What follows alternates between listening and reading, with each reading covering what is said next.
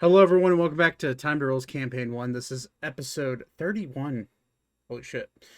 I just realized my backlights aren't on, so Alexa, turn on neons. Alexa, turn on neons. Thank you. And whoever owns an Alexa in the background, you're welcome. Anyways, we only have a few things to go over. Unfortunately, we are without Austin again today because he got called into work. He works at Walmart and they suck. So there's that. So no beep tonight, unfortunately. Really that's all I can really bring up. If you want to go check out the merch, it is of course here. Go to www.timetorole.com.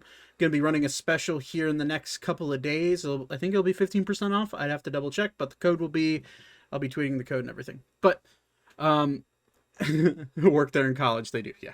But sorry, we're starting late. Mousie's still sick, and I had a lot of technical issues to start. So hopefully this one might be a little bit of a shorter episode, but we'll see. Anyways, let's get right into it since we don't have a lot of time to waste. So I really desperately hope that they're all wearing clothing when I turn this on. They are. Okay. Hold on. Voice dog. Oh, good. I switched over. I was like, what is Bingo doing? But it's the shirt, and I appreciate it. Todd's blur is fucking up his cup. And Todd's blur is fucking up the look of the cup. And Lexi's gone. Oh no. Panic. Lexi. I didn't mean to disconnect. I meant to mute myself so I could go to the bathroom. I just completely disconnected myself. All right. Well, while you do that, let's go ahead and get a little recap, and then we don't have a lot of time to waste, so let's go ahead and get her going.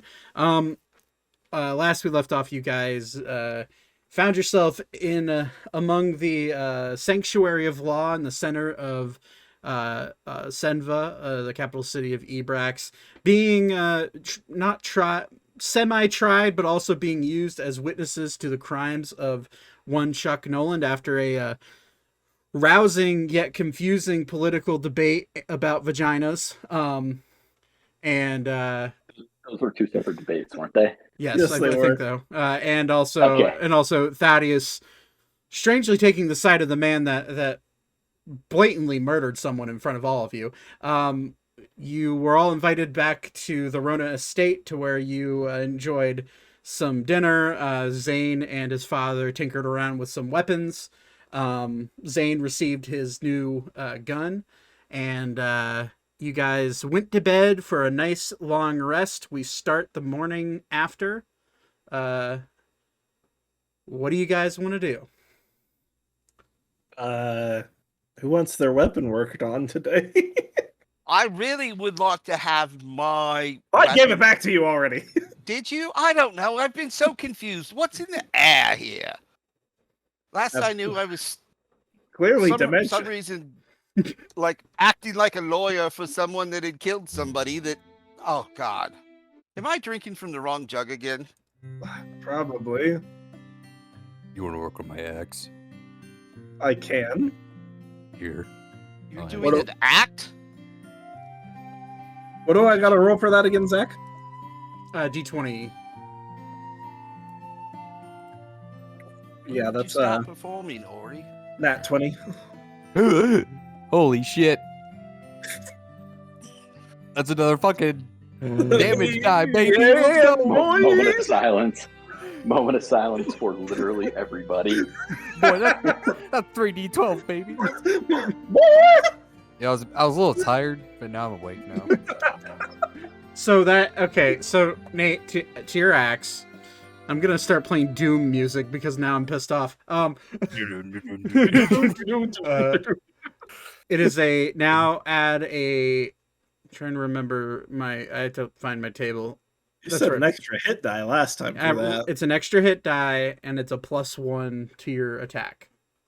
I thought it was a +2 because it was +2 for the one lower. Let me grab my chart. Hold on. I mean, I just want to make sure I'm following my own rules. Why is Nightbot giving random commands? Okay. Okay, it is a so Okay.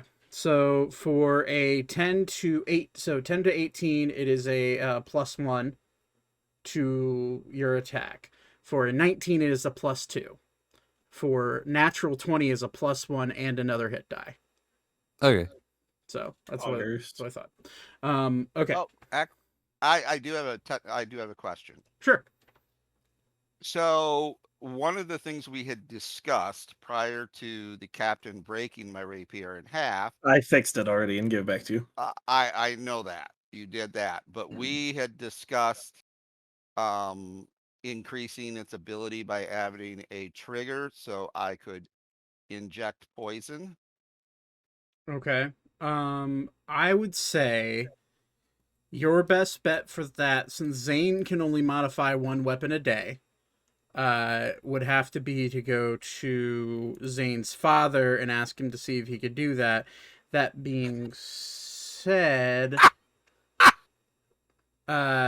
he may not be so keen. You also do not see him at all when you wake up this morning. So Zane did not have an opportunity to do that. Correct. No, I just repaired it so you can use it Okay. again. Yeah, so the rapier is repaired. You can use it in battle again if you need to. But yeah, that's as of right now you cannot see and or find uh, Malleus anywhere. Zane, you'd probably know that he's somewhere within the Platinum Ring doing tinkering with something. That's just what he does on a day-to-day basis. However, as all of you are, I mean, okay, so Ori and Zane are down in the workshop pretty early in the morning. I assume Elka would be hanging about, maybe eating. Beep is probably going to be sleeping still. Taking a Tabaxi need a lot of sleep, and he has a warm bed for the first time in like 2 weeks. That is really warm. So he's taking a cat nap, which I will drag. Actually, need to drag his token, and we'll just say. But as the morning goes on, you Zane, you hear a and it's your mother, which I found a token for her and photoshopped a bit. She kind of like wanders down and like peeks her head down. She like opens up the vault a little bit and kind of peeks in. Zane. Yes, mother. Once you're done with your tinkering, I'm going to have everyone. I'm going to have all the automatons and Warforged help me make breakfast, and we'll sit down for breakfast. But there may be some things I need to discuss with all of you come in the next probably hour or so. All right. Oh, don't let Dad touch Wildfire again. Was he tinkering with that damn thing again? I fixed it. It's back to normal, and it should only turn on if something real bad happens. She's gonna like walk down. Well, I'll teach him for tinkering with other people's inventions, and she's gonna. May I do something? Please. Okay, she's gonna walk over, and she's just gonna put her hand right on the heart core of Wildfire, and you're just gonna see a little bit of a glow, like a little like low lighted like red glow, and you're gonna see just like this little hue wrap around Wildfire, and then it's gonna disappear, and she's gonna turn around. Trust me, if he tries to touch it again, he's not gonna have a fun time. Oh, good. Miss Zane, do you have a moment? That's not my name. But sure, walk and talk. And I don't know where your token is. Basically, I would like to apologize. Sometimes I get into new environments and my mind just does not start off in the right place, and I think we got off on a bad foot. Your son is I would consider your son to be a friend. Okay. He seems to be very well represented, and that as I always believe, comes from good parenting, and I didn't have good parents. So if I came across as wrong, I apologize. Sometimes I get my jugs mixed up, and I've been known to somewhat poison myself. Well, I mean that's that's water under the bridge. Just as long as you're willing to acknowledge that uh, sometimes we're wrong, and sometimes issues pop up that are unintended, then no big deal. And if you're a friend of Zane, you're a friend of mine. I thank you. That being said, is there anything you all can't eat? As I see Vaten, as she sees Vaten walking up. Yeah. This one would like to offer to help Oh, by all if it means. is needed. Trust me, the way that kid eats down there, and the way, the fact that there's a lot more mouths to feed, more hands definitely make less work. So yeah, feel free to join.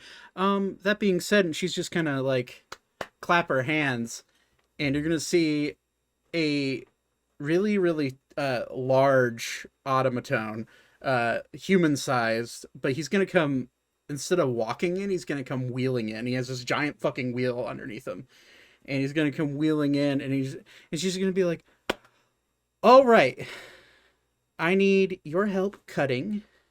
And Vaten, was it? Yes.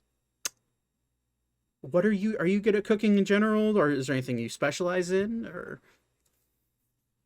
This one cooks in general. okay, perfect. Well, we're gonna make a traditional Ebraxian breakfast. So what that entails is a lot of meats, quite a few eggs, a lot of bread, and a good serving of hearty vegetables. So if there's anything you'd prefer to help me work on, that would be great. This guy right here, and she's gonna like pat him on the back, and it's the big automaton. This guy right here, what was your name again? And she like looks on the back, and you immediately, with your passive perception, Vaten, you notice there's an etching on the back of this automaton, and it says ROCK. Rock. Right.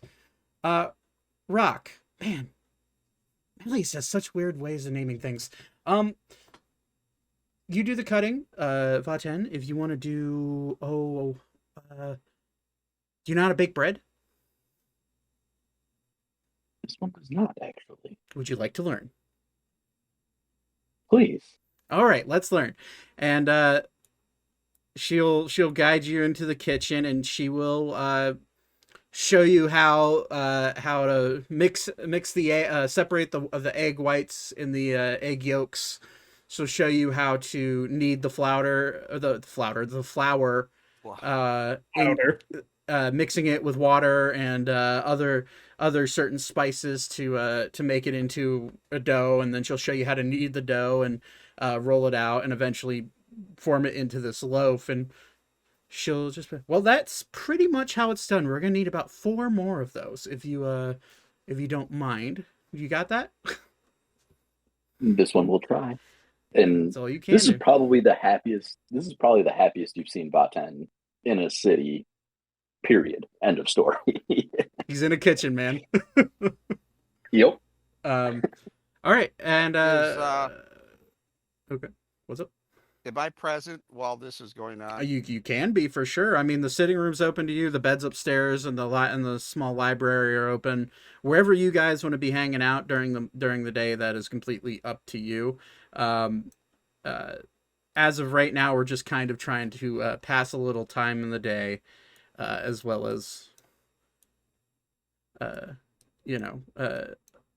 just wait for the conversation that What's Zane's mother's name? Zemine. Zemine?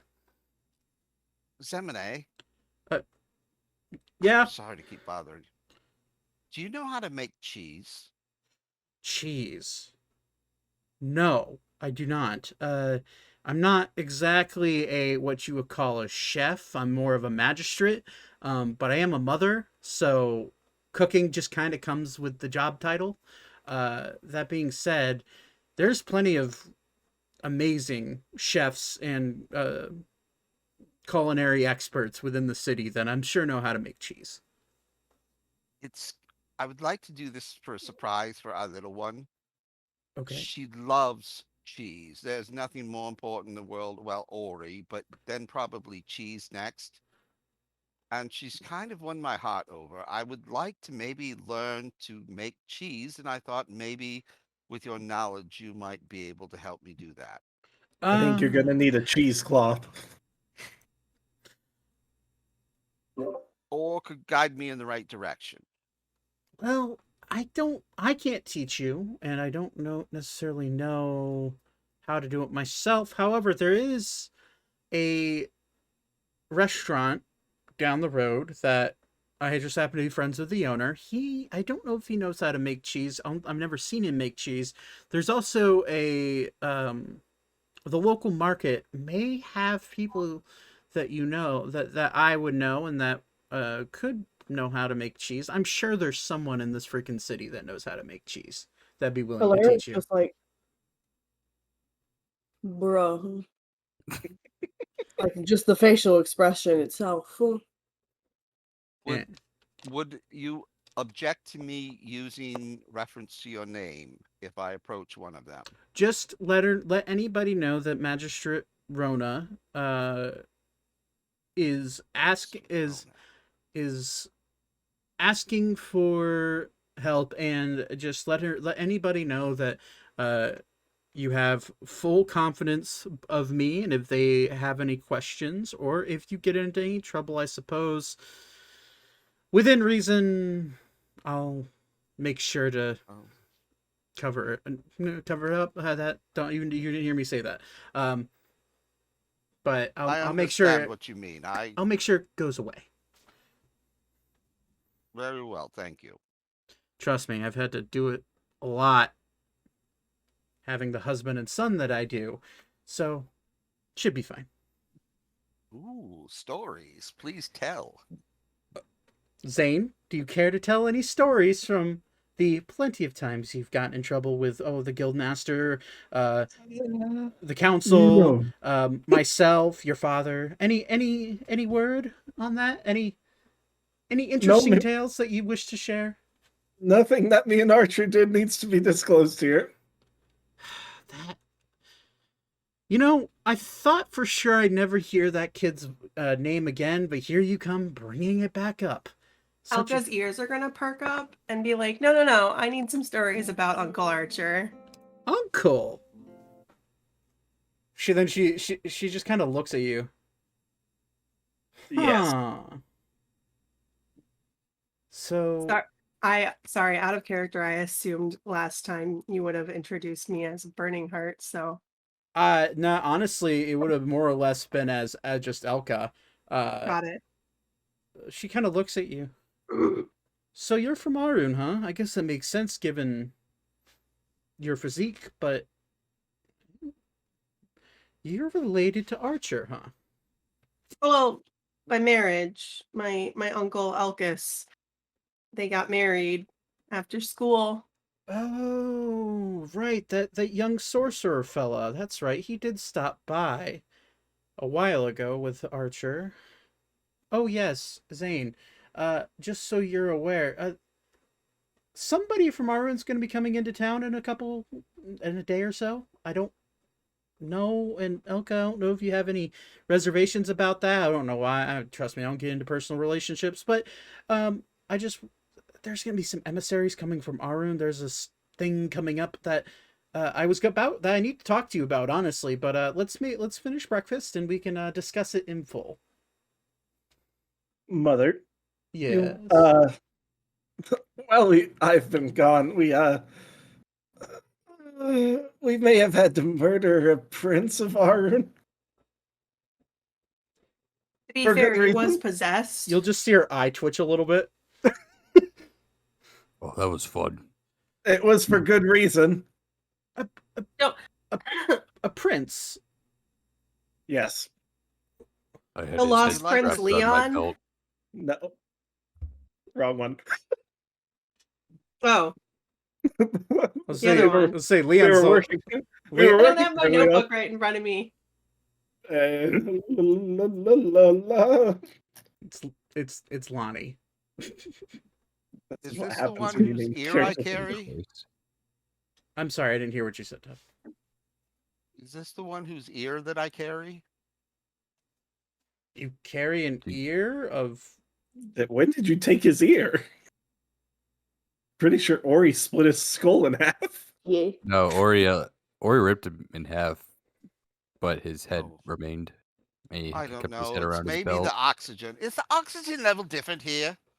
No. Not that I No. know of. I think you're losing it. You need You're help. probably Thaddeus, right. I do. are you still drinking out of that mug that I bought you? Yes. Oh, okay. Just making sure. And The most part. I mean, sometimes I don't. I haven't been the last week or so. interesting. Fair It enough. needs a good wash. I haven't had a chance to wash it. Okay, do it now. Well, I don't know who these emissaries are. I can only assume that they're probably coming about the potential of Arun gaining a seat on the council, but yeah, that's happening. Let's just breakfast, and as we're eating, we'll talk. There's some things that you probably should know. And you might have to attend, Zane. Why am I needed there? Because you're here and you're my son, and it's for formalities. I suppose. Could I come? If Yes. any noble houses are Hell yeah. required, I can go instead of for the Burning Hearts. Burning Heart, huh? Yes. Oh, I am noble of 2. I could represent.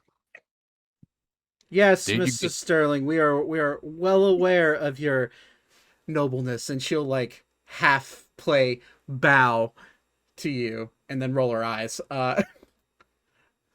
Finally, the respect that I deserve. Well, at least you're not an orphan, Thaddeus. if you could if the eye roll could make noise, that's how obvious the eye roll is. Hey, And I am choosing to ignore it. hey, Thaddeus, did you say you got kicked out of your house? Doesn't mean you're a noble anymore, does it? She'll just You're as much of a still- noble as I am. I still carry the name. sorry. Back to cooking. Out. Mother, Okay. question. Yeah. Are they only voting on seats? They're voting on. How many seats are they voting for? Well, now that the Noland House has completely been eradicated from the face of this earth, thanks to a certain someone who we won't talk about, there are now 10 seats available, to my knowledge. Are they voting on mastery at all? No, they are not. I- I believe this anointment ceremony is going to be completely diplomatic in a sense. We're voting on whether or not to even allow foreign emissaries to hold seats on the council. The only reason Arun is being considered is due to the nature of them being who they are. They'll probably be passed, and I'm gonna guess the seat will probably belong to the king of Arun. But maybe Should I he'll. put my name in the hat? She'll just look at you. Could I I was could I get a an seat? all-star volleyball player. What? What is volleyball? I'm confused as well. Is this a volley of balls? Like, His I favorite heard type. back when I was in college. You went to college, Thaddeus? The Thaddeus I- lore. which college? Tragedy? What's college? The name. I'm sorry. There was two of them. I get them confused. Just ignore me. Gladly. All right. Well, breakfast is served. Vaten, you are now proficient in cooking all sorts of bread. Huzzah! Make me a sourdough. It ain't cheap. So she'll bring over just a large assortment of meats and like breakfast meats and eggs, like scrambled eggs, and 4 loaves of bread, and just anything you can think of for breakfast. She brings over, and then Rock, the large automaton, wheeled automaton, will roll right up to you, Alara, and in front of you is a block of cheese that is larger than your body. I believe this will suffice for our little friend here. As Zemine walks Her out. mouth unhinges. And mid-chew, she looks over at Ori and she's just like, doesn't this look like one of those charcuterie boards or whatever they're called? I can't pronounce it. Sure. Okay. No, it reminds me goodness. Or he just grabs a handful of whatever and stuffs it in his mouth. Reminds me of one of that word that starts with V. I can't think of the name of it. And you'll just watch Zemine like hold up her finger to you, and her finger's gonna start glowing like this weird green glow, and she's just kind of like puts her finger up to her lips. One more word, and I'll force your mouth shut. Alara doesn't even hear him. She's too engulfed in this big ass block of cheese. Are you doing that to Ori or no, Thaddeus? Thaddeus. Okay, I was like, he's just eating. What's the problem? No one likes a person who eats with their mouth open, Ori. No, Eat what? nothing. Yeah, big boy. I'm kidding. Leave him alone, man. Doesn't mean. Anyways, this anointment ceremony I should speak about. All of you are invited as our guests. That being said, there are some rules. There's going to be a lot of, we'll say, pompous assholes at this event. But there's going to be free food and booze, and Ooh, free. And it may be a good opportunity. And the High Magistrate has decided that since you were all kind of wrongfully taken into the council and were wrong place at the wrong time and had good intentions, you won't be held liable for your any destruction that you may have caused the other day. That being said, you are invited. Zane, you must attend. Do we have to dress up? It's. I don't own any. I only own this. Point at his like cloth. I have lived in this sack for my whole life. It's preferred that you are well dressed, and those will be provided to the best of our abilities. Ori, we may have some issues given your size. Why is there would say that? You're just very tall. You're a big man. She just like looks at you like kind of like. What? Why? It feels like I'm the only Minotaur on the earth. Sometimes. How many Minotaurs, Ori, have you seen well dressed? I suppose my mother had her. I don't know. That's about it. Or you could put some little panties on or something. That would probably be nice. That's that. Oh, how about a little tie? That would be like a bow tie. That'd be cool. Oh, like a little tie and some panties. That's adorable. You should totally do that, Ori. I prefer to let it flow. Goes back to eating cheese. Well, either way, it's preferred that if you did dress up, and clothes can be provided easily.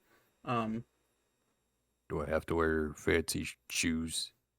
No, you can be bare hoofed, no problem.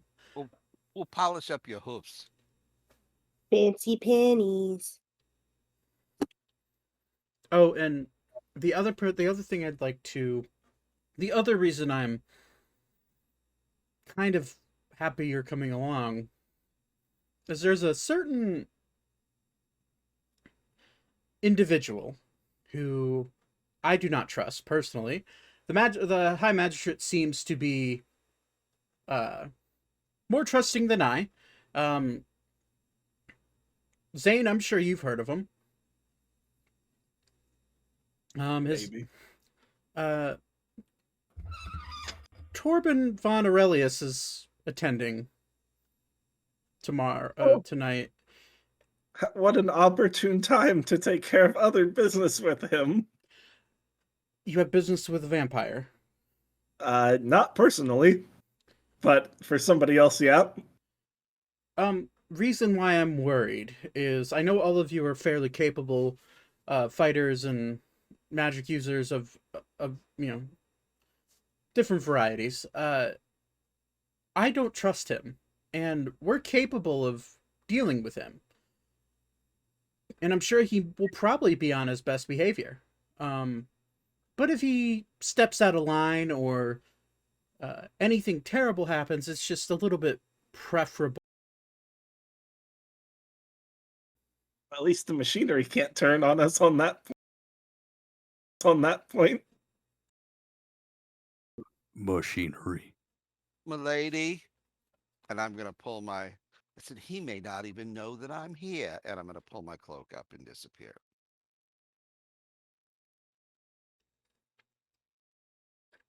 Zane, you'll just see your mom's eyes glow. Well, I can see you, but he may not be able to see you, Thaddeus. Oh, you knew where I was, so. Detect magic. Nope. Truth sight. Thank you for that information. Uh, Anyhow, we're at your service. Thank you. And hopefully nothing goes wrong and everything goes according to plan. And if everything does go according to plan, then the night will go off without a hitch. You'll have some good food, drink some good booze, and you'll be able to come back and lay your head and have a good night's sleep. And then tomorrow, if you want to be on your way to whatever adventures you may have, then by all means. That being said, having you there will be helpful. The ceremony starts, the dinner starts around, in about 8 hours or so. So you do have some time to roam around and explore if you'd like to, or Zane, if you want to go visit friends or other people that you know, feel free. But I will need you back here, especially if we're dressing you up, about 2 hours before. So you really have about 6. 2 hours! And she just she looks at all of you. I have to dress 7 people here. All of you are adventurers that have been going out and doing things. You don't have, I assume you don't have dress clothes. Zane, you will, but Zane Ori will probably take 2 hours all to himself. Fair. I have to get the clothes first. This one was looking to purchase additional garments. I think Elga will want to buy her own clothes as well. Can I just wear a big coat? that could be provided. There are larger individuals that live in the city, and I'm sure there's some tailors out there that will be more than willing to accommodate. It's just a matter of finding them. Let's just say if you're going to go buy clothes for this, yeah, well,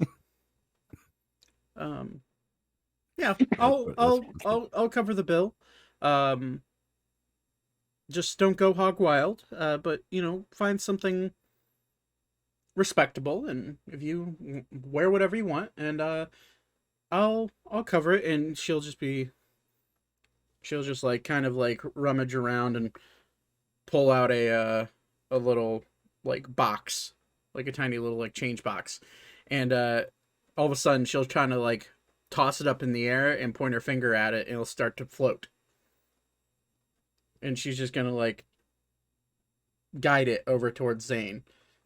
And Zane, you'll see this box just kind of like nicely land right at your feet. And inside of it is a box full of platinum. To be exact, it is 100 platinum. Nice. And she just goes, honestly, you'll probably need less than that, and if you don't, whatever you spend is on me. That being said, anything left, Zane, you can have it. Excellent. Think of it as I guess allowance for old time's sake. But make sure it gets used well. That being said, if you're just gonna go out and buy clothes, then I'll need you back an hour beforehand. All right. But the day's yours. Feel free, and if you want lunch, I will not be here. So find it yourself. I'm pretty sure if I don't go see Titania, I will get murdered before I leave the city. So it's handled. Alara's gonna look at Ori and say, Ori, will you help me pick out a pretty dress? I've never ever bought a dress in my entire life. I've worn the same sack since I was a baby. You still are a baby. Yes. I am baby. Um, Baby needs a dress. Elka, could you help me with that? Of course. Wherever I go to find a nice dress, I'm sure they'll have her size as well. Alara has a little twinkle in her eyes. She's gonna be like, oh, it's like a girlfriend day. We're gonna go shopping. Yeah, and we can do your hair up all pretty. I know the latest styles from 4 years ago in Naru, but it's fine. Alara probably looks like the Wendy's braids, like the Wendy's girl, but it's like bad, like she's been dragged through the dirt for 5 hours, like kind of braids. Off-brand Wendy's girl. Yeah, the Equate brand Wendy's girl. Okay. And she's happy. So the rest of the day until around 5 o'clock ish at night is yours. I will make sure to get Beep before we leave. Oh yeah, Beep's still just kind of full blown sleeping. I'm still. Can I talk to Zane's mom real quick? Of course. Before we leave. Mm-hmm. Or he's gonna ask her, do you know any, do you think I have time to enchant my weapons before the party? That depends on the enchantment, honestly. Well, do you know of a local enchanting place? I could ask, see how long would it take? Honey, this is Senva. Everybody knows how to do some sort of enchantment or tinkering. So yeah, there's plenty of places. Well, I'm sorry, I just got here. No, I understand. Best place. Oh boy. Maybe stop by the College of Magic. You might be able to find a professor or student that knows what they're doing. I'm sure there's plenty of magic shops in town that could do what you need. Whether or not it's during the time that you want, that's up to them. I have no idea. But yeah. Well, I'll stop at the school and see what they can do. Okay, that sounds good. Well, good luck, and I'll see you in a few hours. Okay. Thumbs up. Okay. Master Zane. Yes. Ori just mentioned a word that I almost forgot. A school. Is there a university that might have a registry that you could guide me to? I mean, the best registry is probably from the Hall of Immigration. Everybody who comes in and out has to go there. I understand that, but as I've told you before, we had a pact that we would register our names at a university. I understand. You can check while we're there, but if the Hall of Immigration don't have it, I don't think they'll have it either. Okay, so Hall of Immigration, the university, and the cheese person. Indeed. Very well. Thank you. Okay, so order of operations here. Is there anything you guys want to do first? Because you guys, reminder, you're currently in the Platinum Ring. We should probably sort our clothing first. Okay. Higher class clothing would be in like the probably closer to the inner circle of the Golden Ring, which would be the second layer that you see on the map. Like that one. More like right there. But so you, for the sake of time, you do find a fairly large boutique. There's people all around, walking, shopping. You see little automatons rolling through the city, carrying all sorts of books and other trinkets. Let me grab some ambiance here. Yeah, we'll do that. Maybe not that. There we go. Suddenly goose. Yes, suddenly a goose. We're on a farm now, or something. But you do hear as you're walking through, you see, you look ahead and you see those same bird-like automatons or warforged flying through the air. You see a few Valkyrie class warforged flying through the air and doing patrols through the air. Zane, you see an ever so familiar looking insignia that is hung up all over the city, and this is what you would know as the brand of knowledge. So this is the brand that basically is stamped on every facility within the city and within the country if it is up to code via the council. And the brand of knowledge is it's a tiny little almost looks like an arrowhead at the top, and it's in a circle brand, arrowhead at the top with a star, with a full star underneath it, and then there is an eyeball, like an Illuminati eyeball, in the center of the star. And this is this says the brand of knowledge. This is essentially the mark of the city. But you do find yourself in this boutique, and immediately the first thing that you see is a female-looking warforged.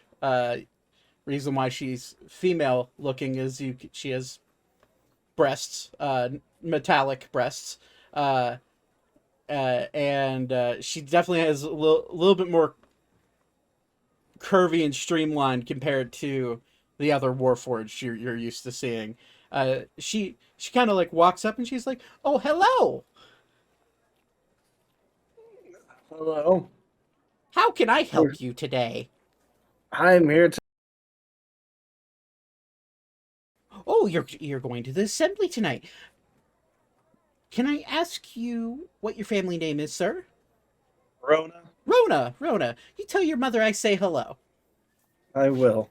"Very well. Okay, so what are you looking for today? Are you looking for something casual? Are you looking for something, ooh, little one? Fancy. Little fancy? Little one?" And then she looks at Lara. And her eye... all the way across. "I know exactly what I'm going to have for you." And she'll...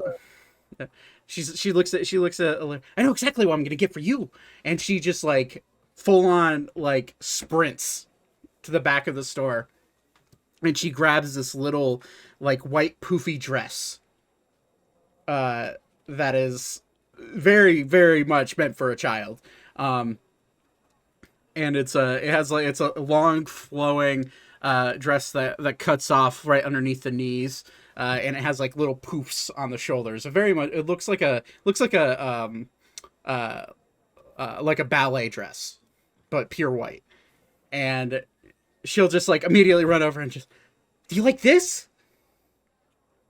Laura gets a little like twinkle in her eye. She's like, it's the prettiest thing I've ever seen. I never had anything so nice before. Oh my gosh, I cannot wait to see you in it. Come here, my dear. And then she looks at you, Ori. Laura's currently on top of Ori's head. Right, so she's like she's completely ignoring Ori, by the way. And she just like holds it up and like shows it to Alara. And then at this point, she notices your presence and, oh, sir, I apologize. I didn't mean to get in your face like that. That is very rude of me. Okay, I don't know what I'm gonna do for you. Interesting. I'll figure it out. All of you, everybody else, look around the store, pick out what you want. Come here. Can I borrow her? I want to see her in this. She crawls down. Yes. And I'm gonna go with Alara. I'm gonna accompany her. Ori will just, I guess, wait. He'll tilt his head down. I'm gonna go over and like grab Elka's hand Okay. so we can venture off. I'm just gonna go find a pair of nice black boots with black dressy pants and like a fancy dress coat. okay. Keep tabs on the money, Zane. Typical man. Yeah. That is going to cost, that whole getup is going to cost about 4 platinum. Okay. You're buying fancy here. Isn't his mother paying for this? Well, yeah. Yeah, So but I have the money on me. Yeah, she gave Zane the money. Okay, so what else is everyone looking for? How do you want to? Your imagination is it can be achieved here. This is a very high end boutique. If Ori's gonna look around. Does he see anything he can actually wear? I'm gonna say, what's your passive perception? 11. Yeah, I'm gonna need you to make a perception check. It's a big Okay. store.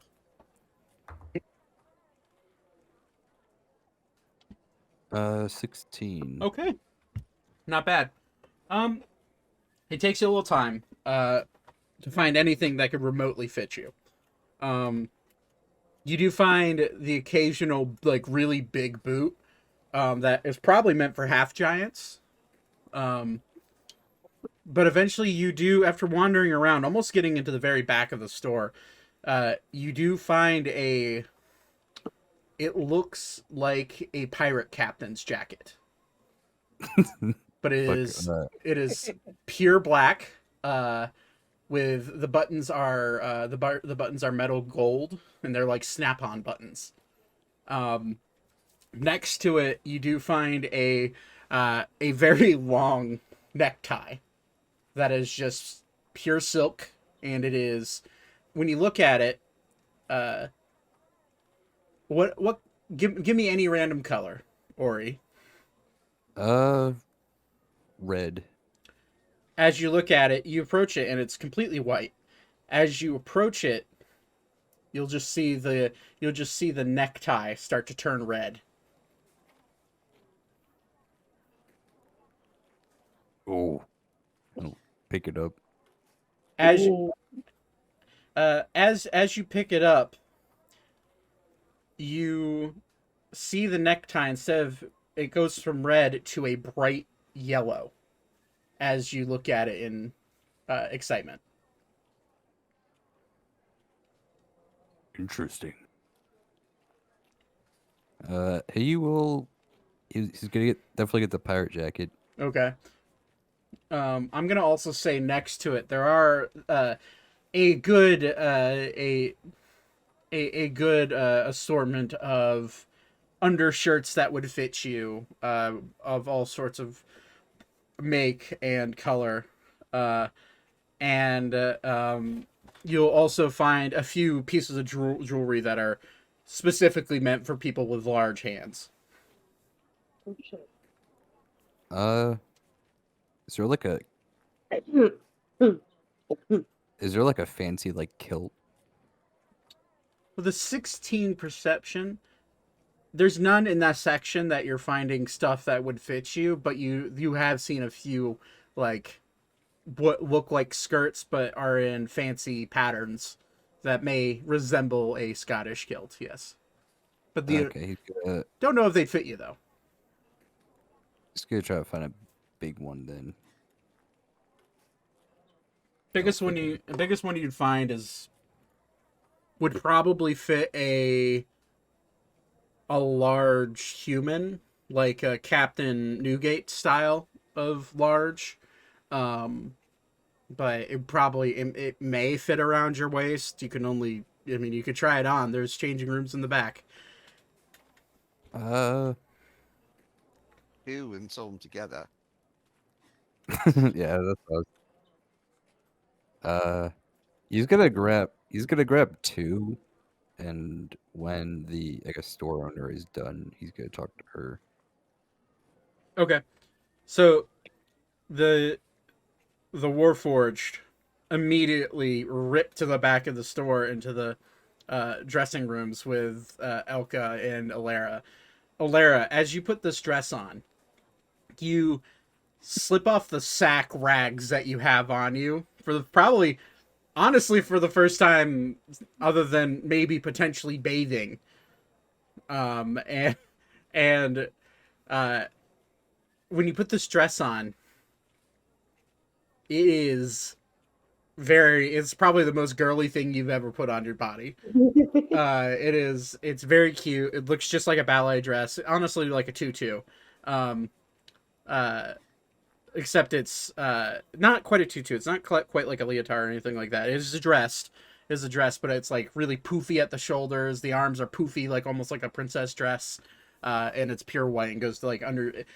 On you, it'd probably almost go all the way down to your feet because of how short you are. So it looks like a proper dress, and as you walk out, the Warforged just kind of like puts both of her cold metal hands against her face. Oh my goodness! Oh my! Do you see this? Oh my goodness! Look at her! I'm just look down at myself and go. She's gonna be like, I look like a princess, except I'm very poor and I smell bad. Well, we'll get you a bath It's so and I'll depressing. fix your hair. Yeah, just imagine like she's like in this beautiful little dress, and then her hair is just like a rat's nest of braids, like Wendy's girl braids. Oh my goodness! Do you think you want this dress, my dear? This looks great on you. She's gonna try and be like, "This is the one." Okay, Zane, mark down 3 platinum for the dress. You got it. She's gonna skip over to show Ori. Or is Ori still like in there, or is he like trying something on? Or Ori, you're just kind of like looking around still, right? Or he's waiting for the Warforged, so he's just kind of. Oh, so yeah. Up. So Ori's just kind of like chilling near the dressing rooms, or he would see you as you skip down the hallway of their dressing room. Over to him and be like, Ori, look at me, I'm adorable. I just smell like dirt and rocks, and I look bad. But the dress is really pretty. And I'll do like a little spin. I'm gonna put my little hands up and spin, do a little twirl. The little dress, the frills at the bottom of the dress, like brush up against Ori's ankles. Triggered, no. You look very proper. Proper. You know, that's a nice word, I guess, considering I feel feral most of the time. Same. And I feel like Ori and Alara need like a handshake. Like they need to be like this cool ass handshake. Well, you guys see each other a lot. Work on it in real life. We can perform it for you all. Like Yeah. That'd be amazing. But Ori, immediately the female Warforged like kind of like skips with Alara down the hallway and is like standing in like the doorway of like where the dressing rooms are, and she'll just like lean, oh, so you found that? I was wondering if someone big enough would be coming in here to snatch that up. Please go ahead and try it out. The largest, you may have to duck a little bit because your horns, but ceilings are in this shop. Ceilings are around 11, 12 feet tall, so it's not like uncomfortable to be in here. But with your horns, you do have to mind your horns, walking through doorways and whatnot. Okay.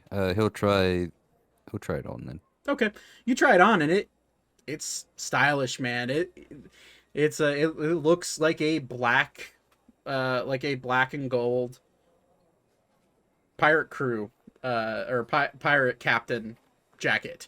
As you bright yellow to a cool blue as you're staring at yourself, admiring yourself. Ori will Many try on colors. the kilt now. Okay.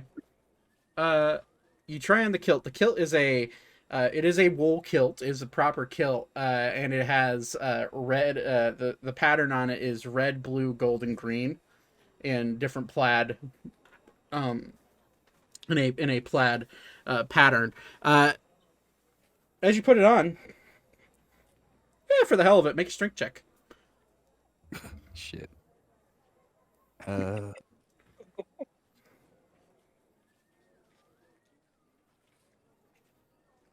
Dirty 20. They got to roll a Constitution check for the button. For the kill or the jack, or which one? For the kilt. Okay. Kilts have kilts have like Yeah, they got little that. buttons to keep them on, so they're almost like pants. They're skirts. Okay. As you with a dirty 20, I rolled a natural 18. So the DC for the button was a hard 16 with that roll. As you pull it on, this is the biggest one, and it's tight. But you are with your strength, you're able to it's like putting on a tight pair of jeans, like last year's jeans, and you're able to get the button to go, and it does sit on your waist snug, but it fits, and it's oddly freeing. Ori like kind of raises his knee, see how it fits. You can't. Can we move that button? It just looks dangerous. You don't see him. He's in the back somewhere. As you raise your knee, the actual physical kilt, like the length of the kilt, fits perfectly. Okay, it's just kind of like the weight. The seam line is struggling right now. We'll just say that. Tight. Yeah. But yeah, it fits. If you want to buy these things, the tie, the jacket, and the kilt, Zane, it's gonna be 5 platinum. These are expensive clothes, man. A lot of fabric to make these types of clothing, especially for someone Ori's size. That's why most people his size only wear limited clothing. Is there like a cool ring for like one of my horns? Ooh, yeah. Actually, there is like so I'm gonna say it's not specifically for your horns. It wasn't made for your horns. If you wanted something like that, you'd have to get it custom made. However, you know the giant loop-de-loop earrings that women wear? You find the hoops. You find 2 of them they're gold, pure gold. They're probably a good 1/4 inch thick hoops that are like a good, probably about the size of a softball. You see them hanging off of a mannequin display, like a head mannequin display, and you look at them. Yeah, they'll fit your horns pretty snugly too, as it gets to the base of them. You do have a little hook you have to worry about.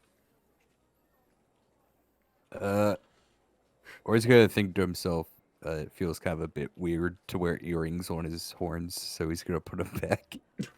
Okay. Who thought you could rock Slay, them? Dusty, slay. That'll be it for me then. Okay. All right. That whole getup will be about 5 platinum. Zane. Got it. Do I have to wear undershirt?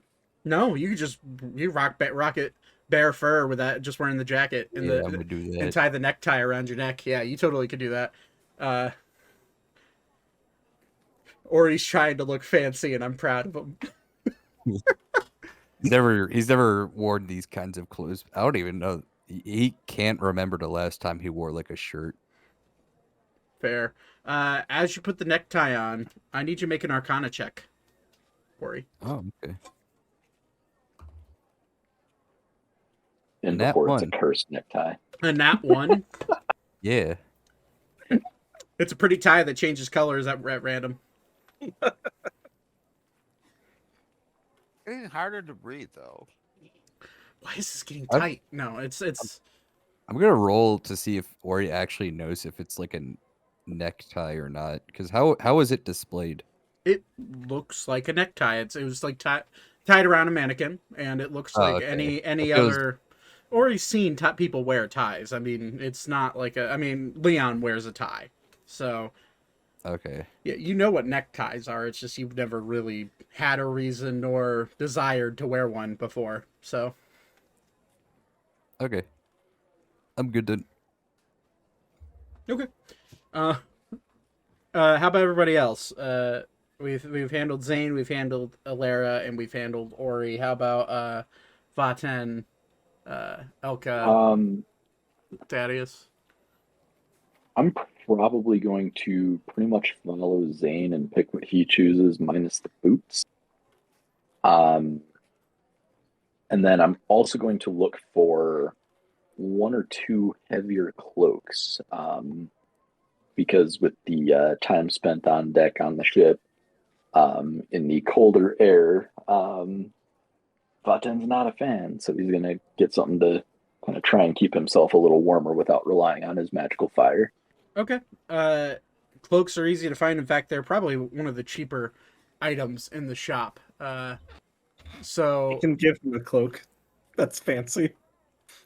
Zane could also give you a cloak. I'm not even looking fancy. I'm looking like heavy, like Just Practical? Yeah, this works then. I'll just hand you a cloak of the manta ray. What does that do? It lets him swim at the same speed as his walking speed, and he can breathe underwater with it. Okay. I can almost do that just naturally. Well, you can now. I'm gonna say that it's a heavy set wool cloak that clings to your body whenever you go underwater and gives you the ability to breathe underwater. So, Okay. I mean that would suit your needs. If you still want to buy a nice heavy set cloak, you can. I probably would want at least two, Okay. just because he does not like the cold that much. Okay, so just an extra one on top of the one Zane just gave you. Okay. Yeah. Okay. Zane, take off. It would be 3 platinum, 5 gold for everything for Vaten. All right. Thaddeus, Elka, is there anything particular? I mean, Thaddeus is already kind of like in passable gear, but He's a noob. Go ahead with Elka. I have what I'm looking at, but okay. Elka, what would I did forget something else that I would have looked for. What were you looking for? Basically a piece of fabric in black, possibly ideally thicker again, to wrap a new turban for myself to match the new outfit. So kind of like a pretty like a long scarf or something along those lines. Yeah. Yeah, something like that. Yeah, you could easily find one of those for another, like a really high quality, like wool and silk fusion scarf, for just to make it easier for keeping track. Just add another 5 gold, Zane. -5? Yeah, just another -5 gold, just so we're spending that full platinum. Yeah. Nice tattoo, Todd. I Okay.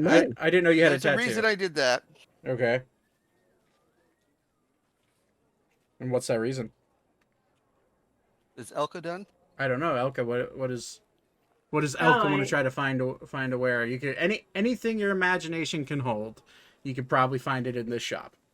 So Alka's gonna look for something like silkish and maybe in like a nice blue color to match her eyes. Okay. Something not like super fancy, but also not very plain, like a little bit in the middle so that she doesn't stand out too much, but she doesn't also like disappear into the nothingness. Okay, are you looking for like a dress or are you looking for more form fitting? Definitely a dress. Okay. Maybe something a little showy on the top. You know, she's an adult now. Right, yeah, she's an 18-year-old adult, absolutely. So she can be a little like fancy. She hasn't dressed up in years. And the last time she did, she was a kid. So now she wants to go a little crazy. Okay. Any shoe? Are you want to go barefoot with your? She'll go barefoot, but she'll Okay. probably maybe find some ribbon or something that matches the dress that she can wrap around her legs. Okay. Like some You describing this to the female warforged, she immediately just kind of like looks around. Oh my goodness, we could find so many things. She looks to match your eyes. She looks right at your eyes, and her own warforged eyes kind of like scan your eyes as she looks at you directly. You see like this little like blue scan hit your eyes. Gotcha. That shade of blue, nothing exactly matching it. Closest one though. Yes, this one. And she'll like sprint. And when you look, by the way, when you look at this Warforge, she's like probably 6.5 feet tall. And her legs are really long, and her torso is, like I said, more streamlined, like slender. And when she moves, you don't hear her feet hitting the ground. But and her speed is not human at all. Like when she runs, she's very fast to where she wants to go. But as she gets there, she stops and grabs a dress, and this dress is she grabs two actually. One of them is more of a frilly one that kind of will match Alara in the sense, a little bit more showy, a little bit more adult type, a little bit lower in the front. But it is a nice long, pretty blue dress that is pretty close to matching your blue eyes. And then the other one is a like mid thigh, almost to your knee, like dress. That is the same blue. Any of these would work. It's okay to say no. Maybe something a little bit in the middle. Middle. She'll put him back immediately. Start flipping through the same rack. Pulls out another one. It is a dress that matches the description. It is a little bit more showing in the front, not exactly a V-neck, more like a U-neck in the front, and it goes down just below your knees, and it's a nice form-fitting dress. A little bit loose as it gets farther down to the legs, but there's no frills or anything. It's almost like a business casual dress, in a way. Oh, okay. That looks perfect. Easy to move in, which I assume Elka would want. Yeah. And looks pretty. Zane, if Elka wants this, is there anything accessories you said, like a ribbon? Yeah, some like ribbon for her legs, maybe. I don't know what kind of jewelry there might be here, but maybe some nice. Your imagination, plain... your imagination is your guide. What type of jewelry do you want? Probably just some like plain hoops to put into her ears. Okay, so how big? Not too big. Okay, so just standard size earrings. Oh. Right. She's a noble lady. She knows how to not go overboard and look like she's trying too hard, you know? Mm-hmm. Understood. Okay, yeah. So, what material would you want those rings to be made out of? Because this matters on the price. Probably just gold. Okay. So set of earrings that are nice, nice form fitting, not very big, not very small earrings. the dress and a nice silk, 2 silk blue ribbons. We'll run Zane 10 platinum. All right. The earrings are what drive the cost on this. If you would have asked for anything, if you would have asked for silver, it would have been cheaper. If you would have asked for platinum, it would have been very expensive. I'm gonna DM you something really quick too. Okay. And then Thaddeus, you're the last one.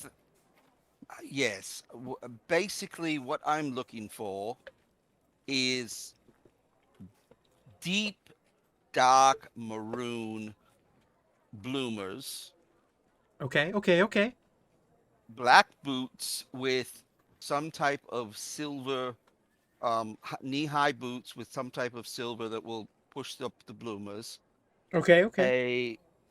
A tuxedo style with tails, dark gray with a deep burgundy collar that matches the bloomers. A white high collared shirt that pins off at the side, and then epaulets, of course, on burgundy epaulets on the jacket, and with silver markings on them. And then to top everything off would be a band that comes around the neck and has the family crest, as you can see here. It's like the cross. The cross, yes, that would hang center, right below. Uh, Silver's fine. It doesn't have to be anything fancy. Morgan's comment. That's all I'm laughing at. Okay, very good. Mr. Rona, just so you know, you're the one footing the bill, so this is gonna be, this custom job will be expensive. It won't take that long, but it will be expensive. Let's see here. Well, with the custom family crest and the everything else he just described, that's gonna be 50 platinum. What? Fine. You gonna roll up in a sack too, boy? Swear to God. You gotta look pretty when you're about to get killed. Sorry, what? How much money do we have? I have plenty still. Uh, Personal funds mostly. I could put something back if. No, it's fine. Mother's money has covered it so far. Elka. 50? Yeah, it's You're getting it now. You already asked for it. yeah. So whatever get up you have in your head, that's what you're gonna be wearing. But Elka, as you're looking around, you do find 2 nice golden wired necklaces that have little. They end in like a very well cut, like cloudy looking white crystal, and they're matching. And what's the price on that? Shockingly, they're not that expensive. Right now they're marked at 5 platinum apiece. Okay, I'll pay for these myself. Okay, so that would be 100 gold if you want both, or 10 platinum, whichever one you feel like paying. And these, as you look at these necklaces, you're kind of drawn to them. As you look at these necklaces, as soon as you like touch them, you immediately get the sense that they're magical. And as you're looking at them, the shopkeep Warforged will just immediately run up to you. Oh, you're looking at those. Those are great. Those necklaces are perfect for wanting to, if you have a significant other, or if you have a friend that you want to keep tabs on, or if you just want to match, they're perfect. The little magical inscription in them allows the wearer to know where the other wearer is at all time. We need one of those for Ilera. She ain't going nowhere. Elka's gonna purchase them and then go over to Alara and be like, and It's like a monkey backpack. I was like, Alara, I wanted to get matching necklaces for us, and look at how cute this is. It matches your new dress. She's beaming. Alara's just like she's never had anything nice in her whole life until just now. She's in a dress and getting a necklace, and she's gonna be like, "Ooh, Elka, if I turn around, will you put it on me? Will you put it Of around me?" course. And she's gonna like tippy tap around. You hear her little feet tippy tapping. She waits ever so patiently for you to put it around her neck. Perfect. I'll swing it around her neck and clasp it. Cool. As you do that, Having no idea what it does. as you and that's up to Elka whether or not she wants to tell Alara at all. Disclose that information. Um, uh, Alara, as Elka snaps your snaps the loop in, the necklace immediately that would be dangling down to your stomach magically it readjusts and is now hanging just below your collarbone. And same goes for you, Elka. Whenever you put it on, it magically adjusts to the wearer. Perfect. I'm gonna look at Alara again and be like, if you ever feel lost or like you can't find someone to help you, this will help you find me. She's gonna look down. She's like, "Oh, it's like one of those magical necklaces." Mm-hmm. And I'm gonna as start like looking down and being like, well, as you're tapping, you look right.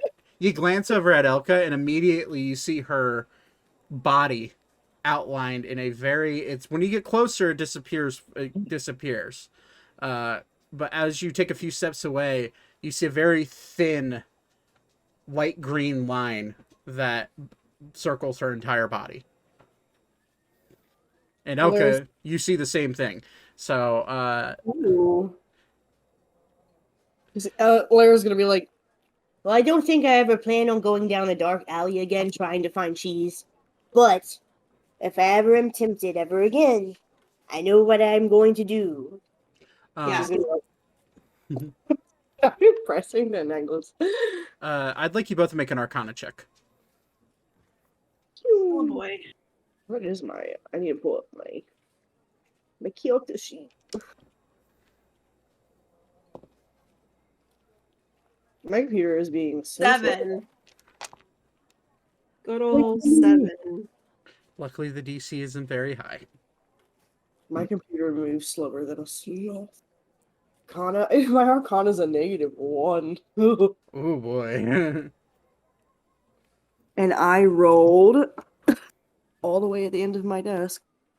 Oh shit. I rolled a 13, so that would be 12. Well, the DC was 5 for this. It's not that hard. As you're wearing the necklace, you immediately feel attunement with this necklace. And you would know with both of those checks that simply by tapping the necklace once, it pings the location of the other person who's wearing it. By tapping it twice, it turns on that outline. And by tapping it twice again, it turns off the outline. If you tap it 3 times, it sends an SOS. Ooh. Make sure you write that down. Nope, I'm going to ask you to remember all of tell me. this. Thank you. Thank you. Hey, Zach, I appreciate it. Yes. How much money am I deducting for Beep's clothing? You don't need to worry about Beep. I'm going to say. He's already good? I'm going to say so. Can you tell me that all again? Okay. You tap it once, and it pings the location in your mind of a general area of where the other wearer is. You tap it twice. Tapping on Instagram to like a picture. That turns Instagram. That turns on and off the outline, the little green outline around the person, and you tap it 3 times, and it's an SOS call. Okie dokie. And immediately the other Okay. wearer will know your location and know that you are in trouble. Cool.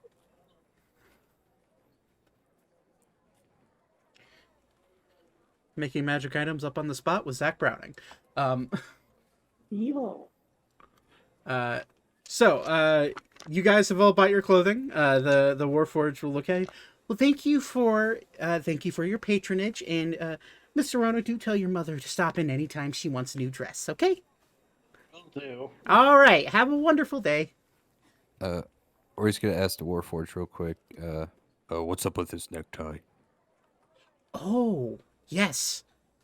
That's a special one. And then she'll like walk up and touch the necktie, and immediately you'll see the necktie turn white. You see, I have no emotion. So whenever I touch it, it just turns white. But when I let go of it, and as she lets go of it, the necktie turns back into the cool blue. This necktie reflects your mood. So, if you're angry, it turns a bright red. If you're excited, it turns a bright yellow. If you are proud of yourself, it turns a very nice shade of blue. In fact, that's the same blue that you're wearing right now. If you are sad, it turns into a very deep, dark purple. And all the other emotions, well, you're going to have to find out for yourself.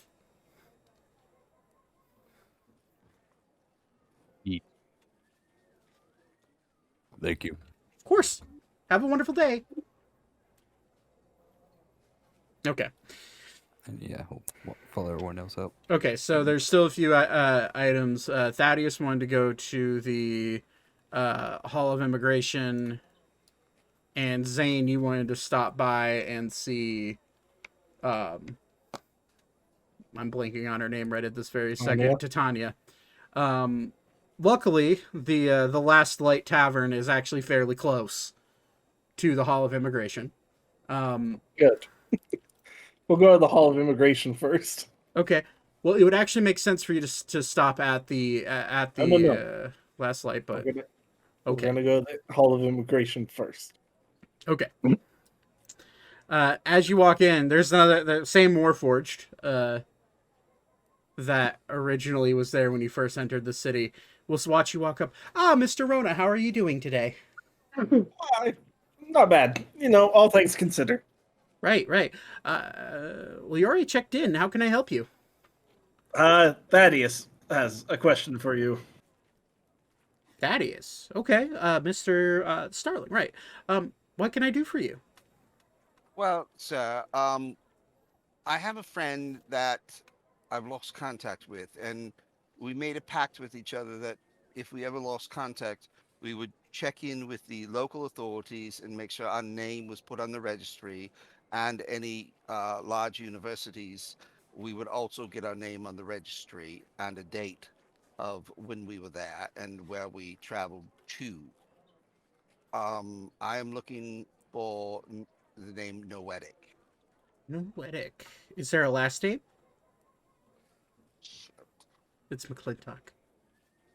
Noetic McClintock from the McClintock clan. It is a royal family.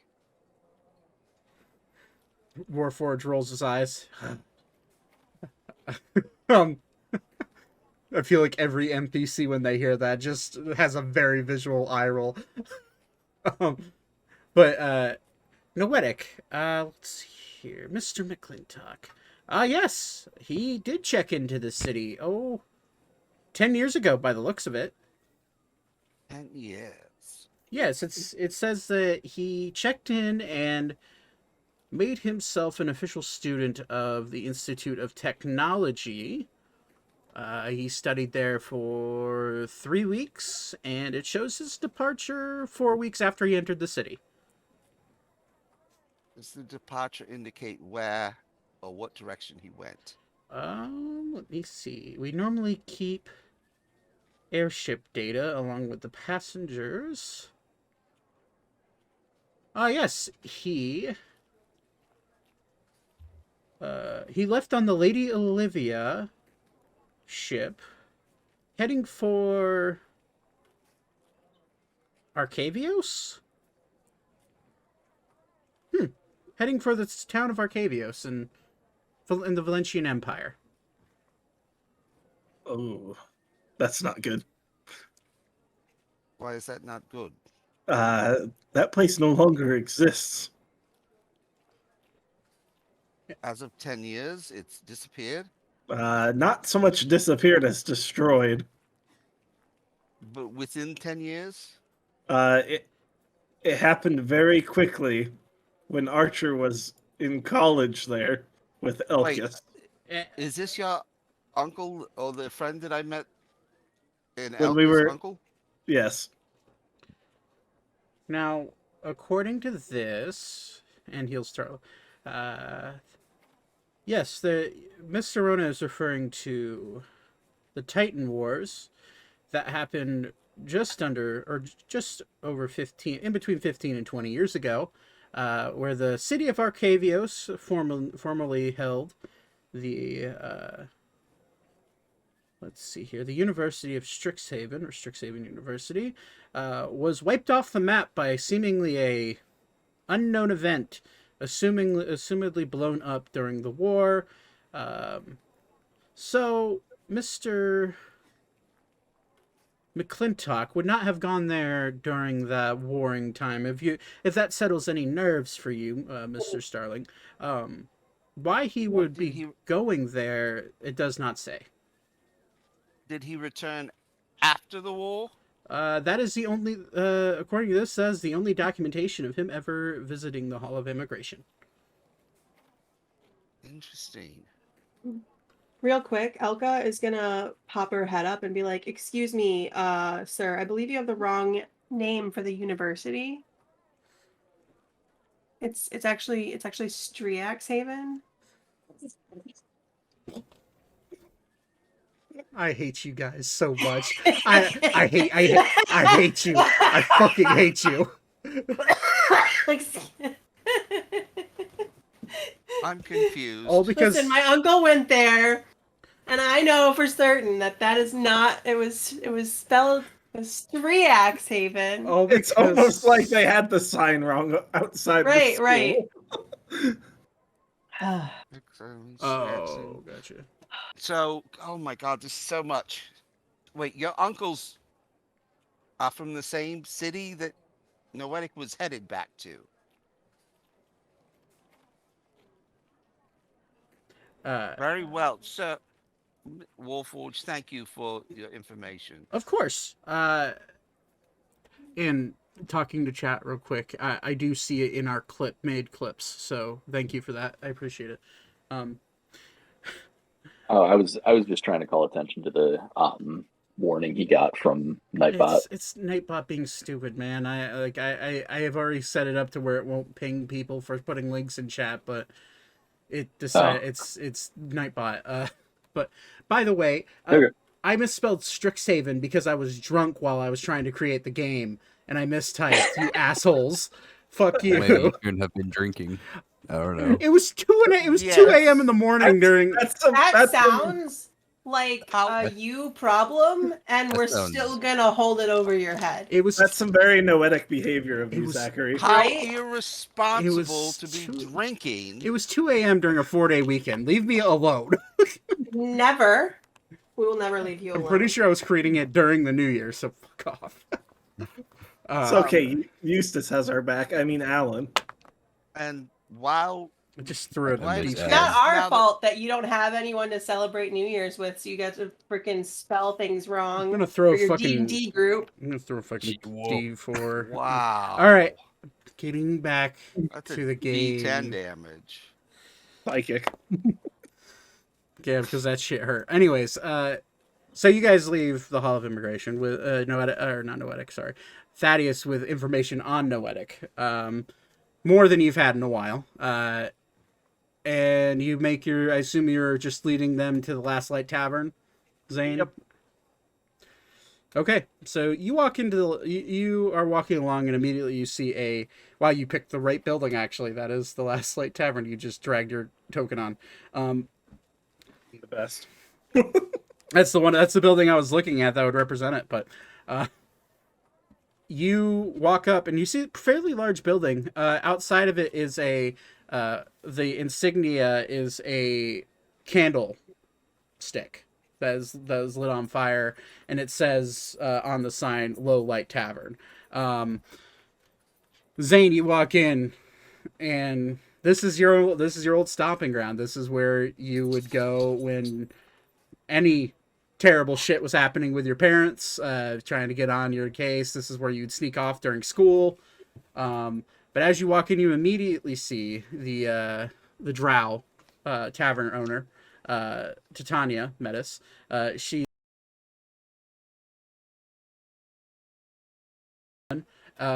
with long blackish blue hair. She has very deep dark circles under her eyes. And like she's wearing like standard like dress, barkeep dress, kind of darker tune clothing. This tavern is, well, by the name of it, keeping true to it, it is quite dark inside. There's candlelight and the occasional like magical torch light that you've been seeing all around the city. But as you see her, she's currently making a drink for the Artificer Guildmaster, the male dragonborn, Lucas Sotiris. And he's just sitting there just like, oh, that damn Zane boy, I can't, coming right back into the city and causing so much trouble for the council.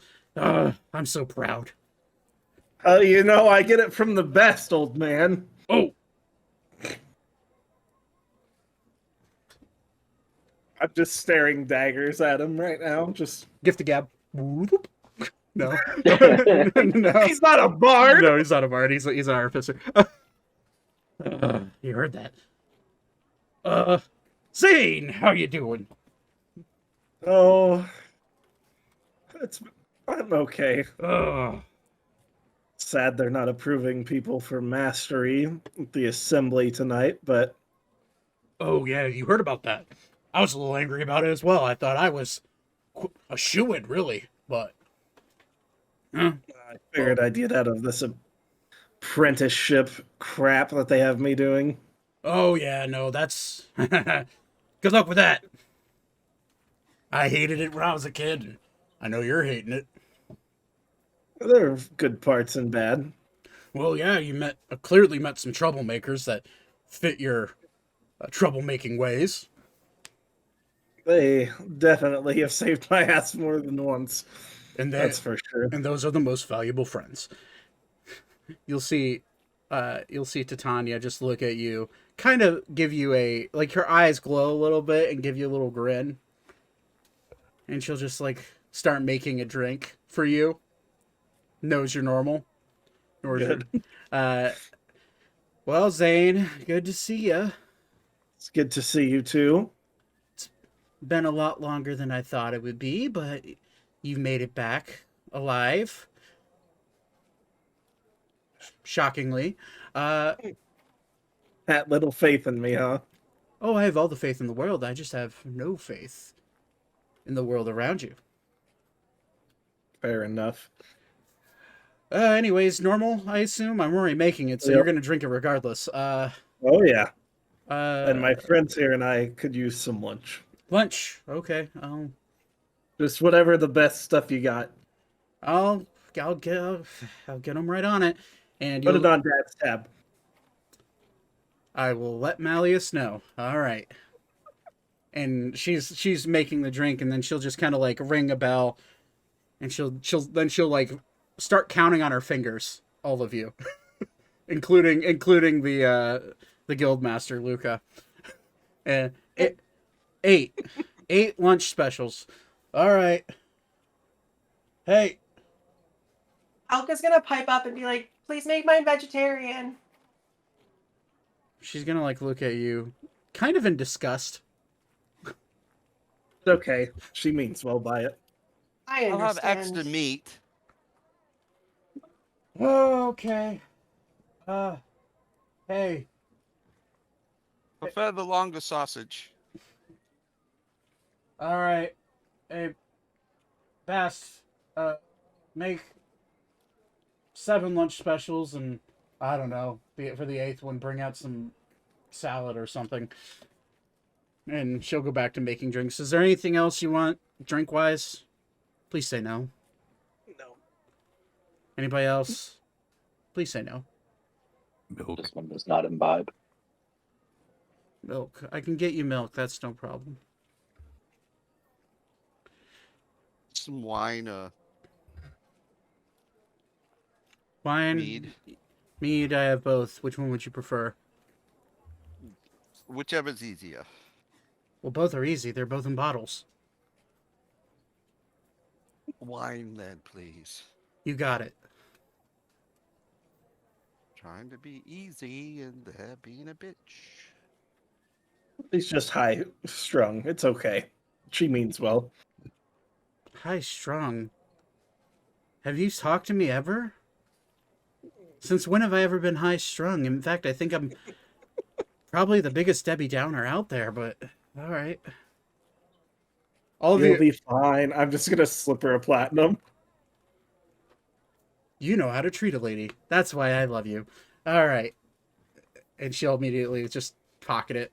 I assume that platinum was on your mama? Yep, Make sure to let her know. I will. All right. Well, all right. Well, here's your regular. Zane, what is your regular at this tavern? Whatever the toughest shit that they can produce is. All right. So straight up like grain alcohol. Gotcha. Malt grain alcohol, like Everclear, mixed with Oh boy. you'll see her like plop in some like strawberry looking berries, but they're blue, and she'll plop them in there, and kind of like mix them around, and then she'll add just a tiny little bit of like some sort of juice. It looks like a juice. Zane, you know it to be an alcoholic type of juice. But she'll pour that in there, stir it, and it'll be like this nice thick like concoction. It looks like blood, and she'll hand it over to you. Oh, that'll get your nose hairs standing up on end. You want a milk? She'll just immediately pour a glass of milk and hand it to you, Ori. Anything else? Wine. Here's wine. Pastor, those fucking lunch specials done yet? And you'll just hear a very muffled voice from the back. No! Fuck off! This is a grungy place. All of you are looking. It's a dive bar, 100% a dive bar. It's a big building, but the actual bar is small. Zane, you know that the actual building is just pretty much her house, but she decided to make a dive bar inside of her house and open it up for everybody. Titania's giving you definite like goth girlfriend vibes, like very much just kind of, but when you look at her, she may seem out of it and like doesn't really give a shit whenever she's mixing the drinks, but she's a master at it. Used to like she looks lazy, but every pour is like exact. Everything is just down to a science for her, and she makes it look easy. Is there anything else I can get you guys? Please say no. Please say no. Nope. Please say no. Please say no. Nope. Okay. Good. Keeping it easy on you today. Good. We have to be proper for the assembly. Oh, you're going to that bullshit? I don't get a choice. All of you are going to that bullshit? They have a choice, but they're going anyway. Why? We have a love choice. nobility. Well, they're with me, so they're kind of stuck with it. So That is, you don't have to go. you're all going. I want to go because I need to be seen in public. I'm honestly very interested to know who they sent from Arun. Oh yeah, I heard around this block that they're sending some emissary from the capital city. I don't know. I've never been to Arun, but why are you so interested? And she looks at you. Oh, never mind. And she'll just go back to fiddling around with something behind the bar. Uh, yeah, but anyways, I heard that. I don't know. Word around the street is that some pompous sorcerer. I don't know though. Damn it. Apparently he arrived in town the other day, but um, people were kind of oogling and eyeing over him because apparently he's a really handsome guy. But I don't know, I really don't care about fancy people or people in general, so I really don't care. Hey, Luca, you still enchant weapons in your spare time? Oh, when I when I have time, yeah. Do you have time right now? He'll look down at the mug of mead he's drinking. No. I'll make it worth your time to do it now. I'm just fucking kidding. Yes, what do you need, my lovely little apprentice? Not for me. I'm gonna point to Ori. Ori's like chowing down on food. It's weapon time, buddy. What kind of enchantment do you need? Ori will get out his axe and so I've been throwing this axe a lot, but I have to walk over and go get it. Is there any way you can make it return to me when I throw it? My gut answer is no, but there are those daggers that blink back to you whenever you throw them. Maybe. Let me see your axe. I'll hand it over. All right. Would you like to look at one of my daggers, sir? Why would I want to do that? It might be of assistance to you. By all means, put it on the table. And he'll he's an old man. His scales, like I described them when you first saw him and met him, his scales are like starting to get a little softer, and like the frills along his mouth and his jaw are getting saggier a little bit, and what once was his proud bright scales are now turning into more of a dollar looking scales. Zane, you know the fact that Luca is ancient. This guy's pushing 90 in Dragonborn, which is old for a Dragonborn. Still spry though, can still do it. But as he grabs your axe, Ori immediately just like weighs down his arm. Oh, motherfucker! How do you lift this shit? And he's gonna make a strength check. I think it's pretty standard, but Well, then I'll just let you put it up on the table. Thanks. He rolled a nat too. Ori will, I think if he saw him struggling, Ori would have assisted him, but that's okay. With your high strength, you easily help him up, Okay. help it up. But as he puts it up, well, this ain't this a dandy axe? He already has some enchantments on it. Dagger. And he'll like look at the dagger. Oh, I see what you mean. And he'll throw it at the door. And immediately Titania will be like, hey. And as she says, hey, the dagger will flip back into Luca's hand. Oh, it's one of these things. Can you make it like that? I can make it better. And he'll hand you back your dagger, Thaddeus. What's that mean? Well, now that I'm looking at it, the enchantment's not that hard. Take me 10 minutes. Hold. And he'll down the entire pint of mead. And immediately, like, pull out, like, he has a satchel on his side. And Zane, you've seen him do this 1,000 times. He'll pop up at his satchel and immediately flip up, like, all sorts of different little tools, the little tinkering tools. And he'll catch them all in his hands.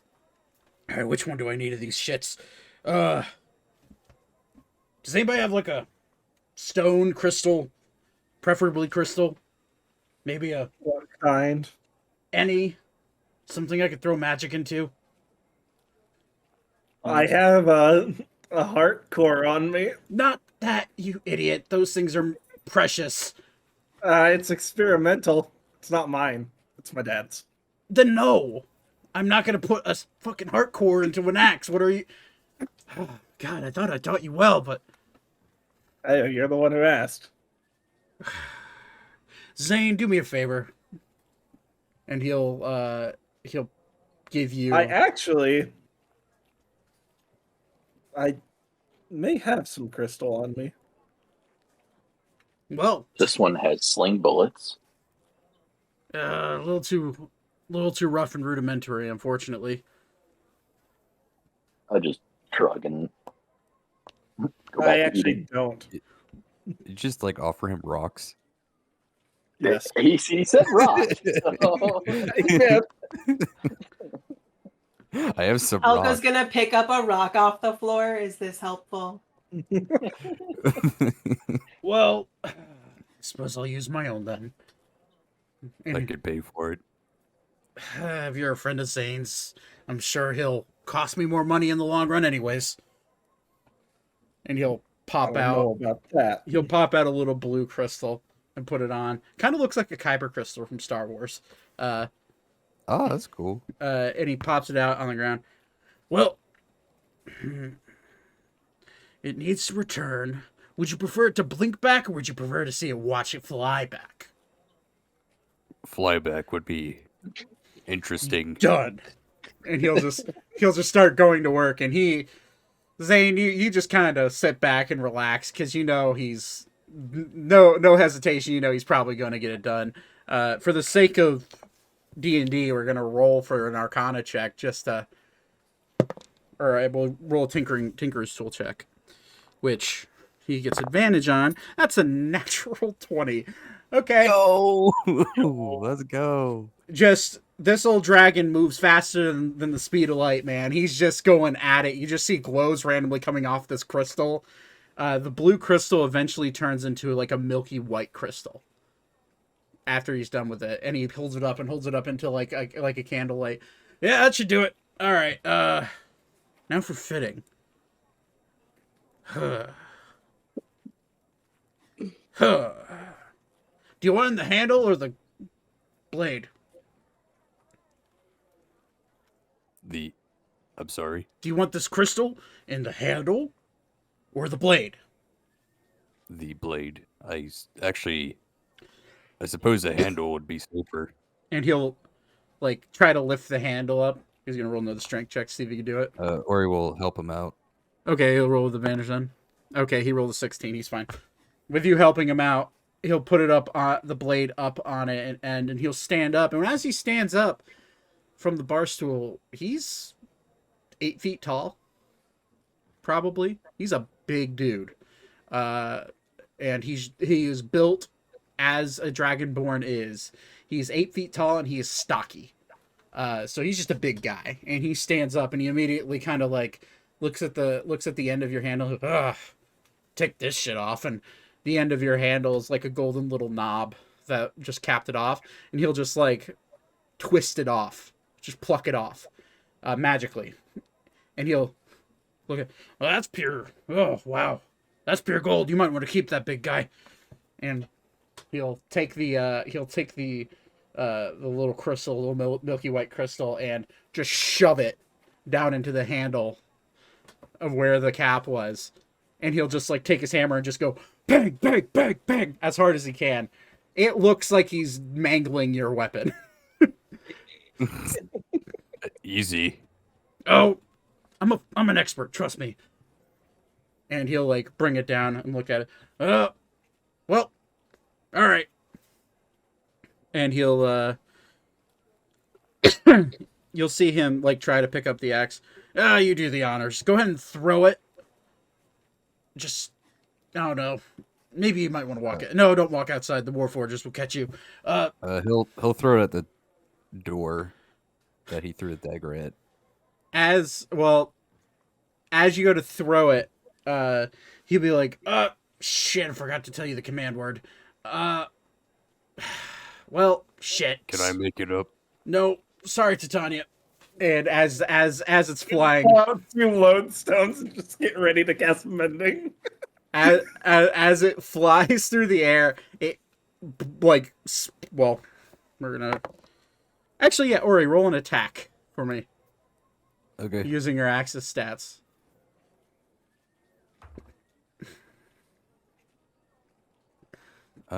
That's I rolled a 19, so that'd be a critical. So that'd be oh, what would that be? Oh no. 3d10 plus your magic damage. Well, that would. I'm trying to think. Oh, I guess it doesn't matter. But You hit it. Trust me, it's a door. so just you want me to roll damage now? No, we're gonna say for the fact that I know what this is going to end up being. The door has 10 hit points.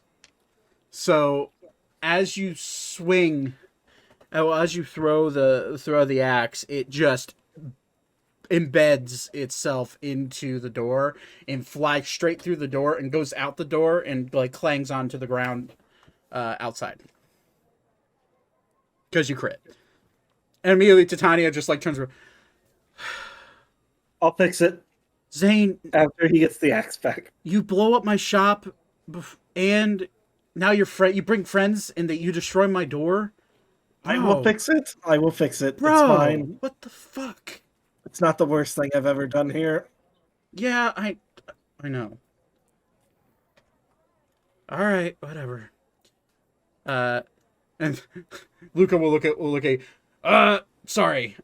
Command word is well, it could be anything you want. I set it to come. But Original.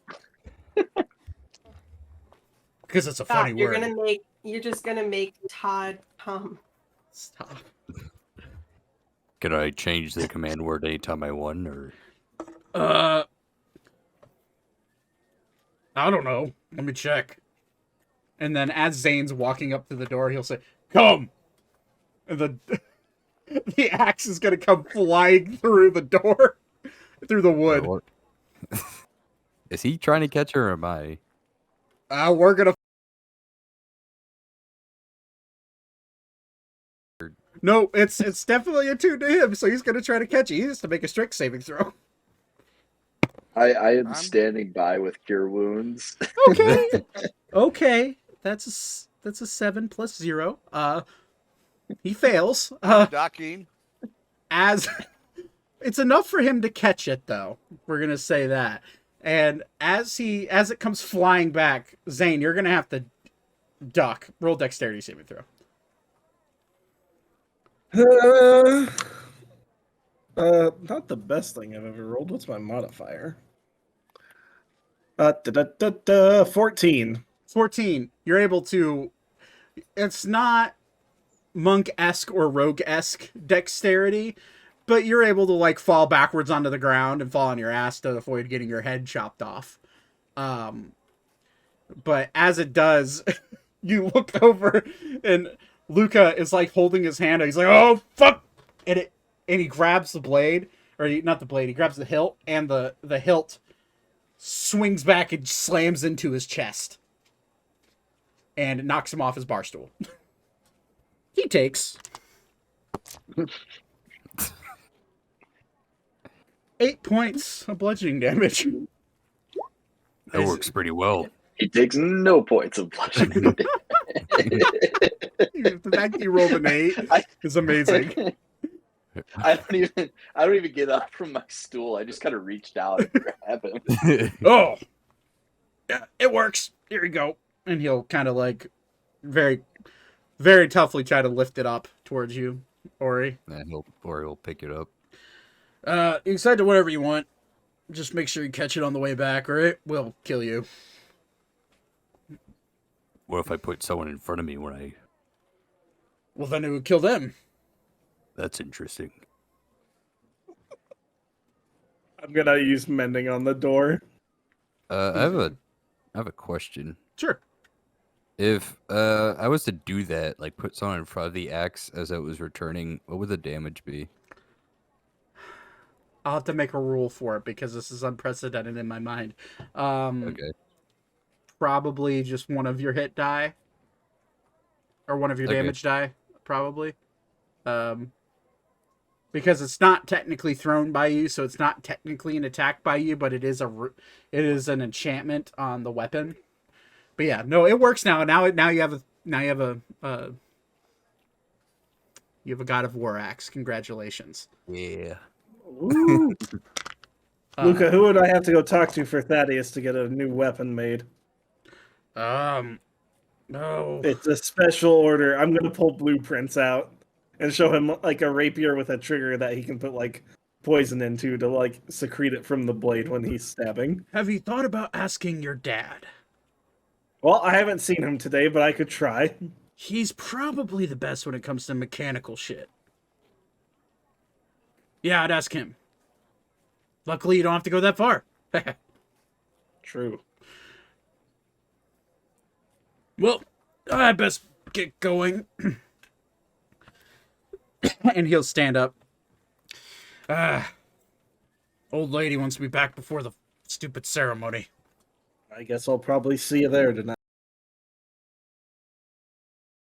And he'll just like holding his sternum. Like kind of like doing chest rubs as he walks away. All right. Titania, just put it on my tab. I'll be back here tomorrow, probably. My job makes me want to drink. All right. And he'll open the door. But it feels like it's probably going to fall apart any second, even with mending. But he walks out. I used high quality lodestones on that. Thank you very much. Oh, I didn't realize you used lodestones. All right. Why they're required, or I can't fix it. Oh, well, there you go. Titania, well, you do have a thing to go to later. Yeah. I'll see you around. Yeah, you will. All right. All right. Back we go. All right. So you guys go back. And I'm going to say for the sake of time, because we did start late tonight, and we're encroaching on 10 o'clock already.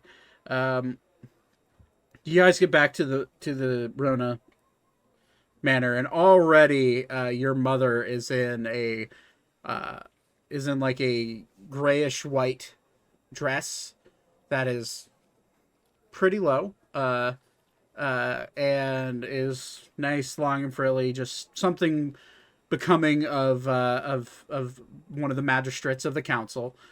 She has rings around her horns, ceremonial rings, and jewelry the 9 yards. Your dad is there dressed up in full like long trench coat, long like blackish trench coat, wearing a necktie and like nice dress up clothes. You've seen him wear this exact same dress up stuff before.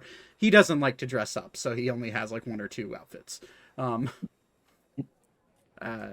They walk in. Your mom's like, "Oh, you're back. Good. You're back pretty much right on time. Good job." And then she'll look at all of you who are already like halfway wearing some of the clothes that you bought. Wow. Well, that saves us some time. Go upstairs, get dressed. Oh, and your friend who was curled up in a ball sleeping. We told him about, at least I told him about everything going on. He nodded his head and said beep, which that's all he threw me off for a second. But he, when I told him he had to get dressed up, he immediately, he seemed to know some sort of spell that made his clothes change into something cool. And then he tried to ask, he pointed at the map and asked where the thing was, and I told him, and after about 5 minutes of figuring out what the hell he wanted, and he said I guess he just left and waved at us and took off somewhere in the city. So hopefully he's available for tonight. Sure, he'll see us there. Yeah, hopefully. Go get dressed, and we'll all go together. That way there's no confusion about who you're with. Zane, Yes. I know I don't have to say this, but I'm gonna say it anyways. And this is gonna be the sake for all of your friends, because I know none of you are really used to this type of scenario. Just be on your best behavior, eat your food like gentlemen and ladies, and don't, for the love of God, don't start shit that you don't want to start. If something else starts, I will finish it. Well, of course, and that's why you're coming mostly. But don't, just keep your weapons sheathed, other than, well, I guess Ori can't really help it. They can't even see my weapons unless I reveal them. Keep your weapons sheathed. You're going to be asked for them at the door. I'm going to tell the guards that they can fuck off, and that you guys are my personal bodyguards. And you're going to have to deal with that. Zane, they can't see your weapons. You're just our son to them. So just remember that. And Take my gauntlets anyway. and if shit hits the fan, don't die, please. I don't know what this vampire wants. Kind of a nasty fellow. Yeah, I'm not excited to give him what we've got for him. Well, go get dressed, and we'll make our way there. Any questions before you go get dressed? No. At all? Is magic in the city is allowed, yes? Of course. I mean... immediately before entering this facility, correct? Magic is allowed, as long as it is not of the attack variety, pointed at someone who does not deserve it. That, however, you can use it to protect yourself and others around you. And as long as the magic you're using isn't seen as devious or dubious, and could potentially hurt somebody, then magic is free-flowing here. Just be safe and be conscious that sometimes magic can do stupid things. Okay? Thank you. Alright, so you guys get dressed up in your bougie clothes, Ori with his pirate captain's jacket on and mood tie. Alara in her nice long frilly dress, Elka in hers, and Zane and Vaten kind of matching, and Thaddeus in his pompous ass getup that costs way too much money, and you guys are on your way to this little event. As you're walking through, you start to see other families start walking towards this event. Some of them being dragged in what looks like horse and carriage, but Zane, you know that the horses are actually automatons. They're metal, and they're made specifically. Their only job is to drag this cart back and forth between destination and destination. And you would know the person that actually built these was your master and your friend Lucas Sotiris. He's the one that that created these machines back in his youth. But as you're walking through, people are kind of giving you weird side eyes. This is a group of people. A lot of people who are going to this event have already bore witness to your group, because most of them are council members. But they are giving kind of side eyes. A lot of them are kind of whispering, like, "Are they really coming? I mean, I get the Rona child coming, but see Beep, like, looking at a person. It's this older elven gentleman, and he's just waving his arms frantically, and you hear him saying, "Actually, I need all of you as you're walking up to make a perception check." 12. Did not roll very well there. For Vaten, that is pretty bad. Yeah. I rolled a nat 20. Oh. with a total of 24. Okay. 16. 16. Well, I rolled a nat 1 plus 6, so that's 7. So unfortunately, nat 20s on skill checks are not automatic succeeds. Fuck that. Sorry, that's just the rules of D&D. But with a 24, you do not hear anything. The DC was 25 for this. Since you are walking up in a crowd of people who are talking loudly, and you see Beep. I'm going to say with your 24 perception, however, you do notice that Beep is mouthing words that don't look quite like Beep.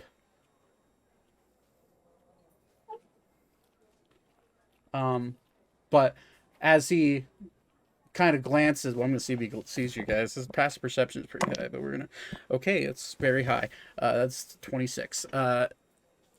He immediately kind of like glances at you guys, and you see him. I'm gonna say, Elka, you're the only one who sees it with your 24. You see him wave his hand next to his face. And you do see just a little bit of a spark of some sort of incantation or magic being used. And you all of a sudden see the elven guy kind of look around and, well, have a good night, sir, and turn around and walk into the banquet area. And Beep will immediately just come running up to you and just go, Beep! Well, welcome back. Beep! Beep. I'll just give her a little nod. And he'll like look around at all of you. Beep, and he'll like kind of do like a little golf clap. And he'll walk up to Ori and kind of like gesture for you to like bend down, Ori, with Alara on your head.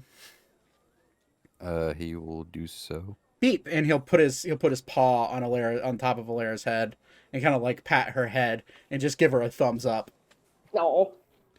She's smart.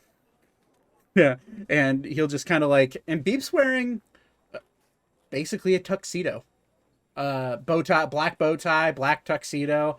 He's barefoot, barepod, but he is wearing long dress pants and looking really, really, really nice.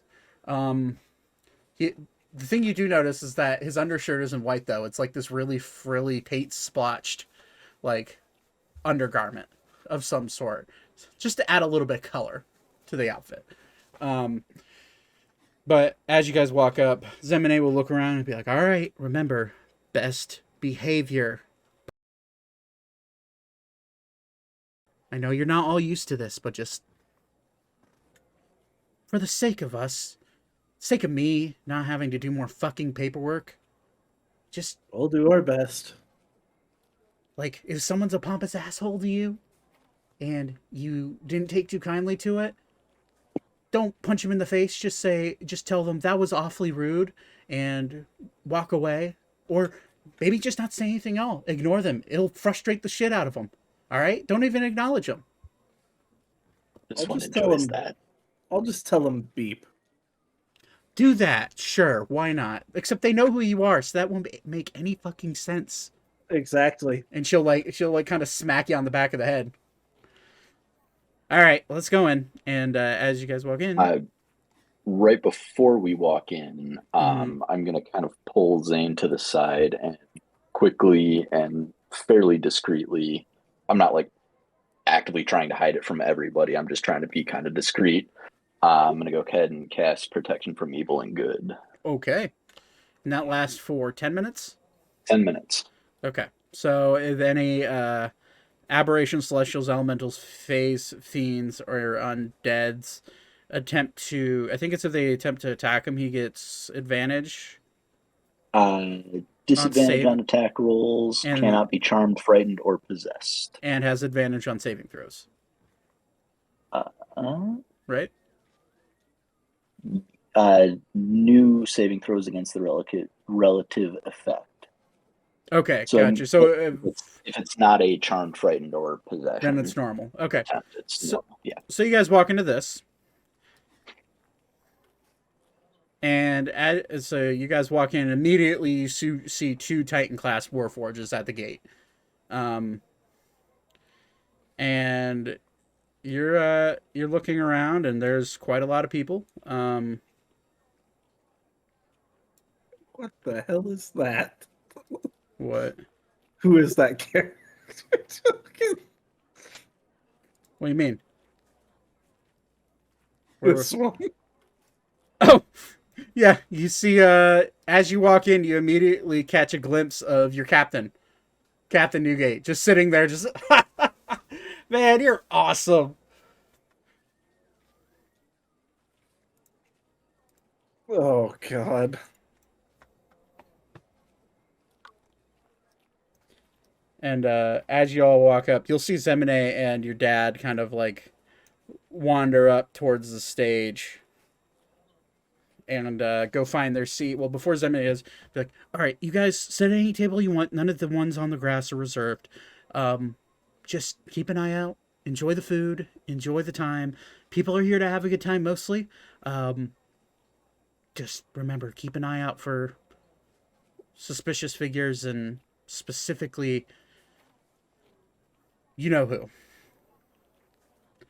And You so got it. they'll Malleus will like hold out his arm begrudgingly, and your mom will like take his arm, and he'll escort her up, and eventually they will find their way to this seating, sitting next to a warforged man who's dressed in nice attire, and next to a woman who is a red-haired woman with a long dress that I don't think any of you wouldn't recognize her. So.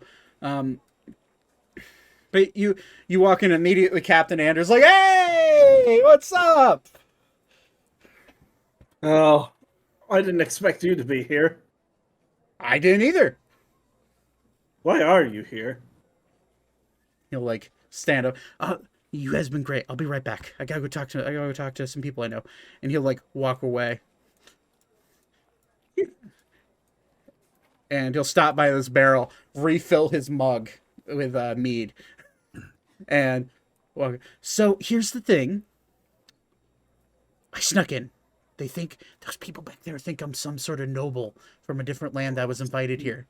Jesus, don't start anything here. I swear to God. Listen, not all of us can get in on pure charisma alone, and your airship captain definitely did. Oh, just be careful. Don't worry, I'm not gonna do anything stupid yet. All right, well, I'm gonna go back and talk to this wonderful turtle man. All right, and he's gonna just skip. He's gonna like full blown skip back over to his chair. What's the integrity on this chair right here? The one you're sitting in? Yeah. You look at it, and I don't know if there's a... I'm just going to say make a general perception check. And... Zach, if you could drag me. Yeah. I got you. I realize that some of you weren't able to drag your tokens for some reason now, and it's really annoying. 19. 19. It is very much made of some sort of elven material wood, some sort of very well-built wood, and you go to sit in it, and it holds your weight just fine. All right, I just wanted to make sure. And so I need Thaddeus, and Alara's probably doing Alara things. And then am I missing anybody? No, we got everybody. So you guys converse. There's drinks to be about. You'll see a let's see here. Oh yeah, here he is. You'll see a Warforge start walking down the steps and walk up to all of you. Hello. Can I get you anything? I'm serving this event today. Just some food. Food? Well, there's all sorts of food.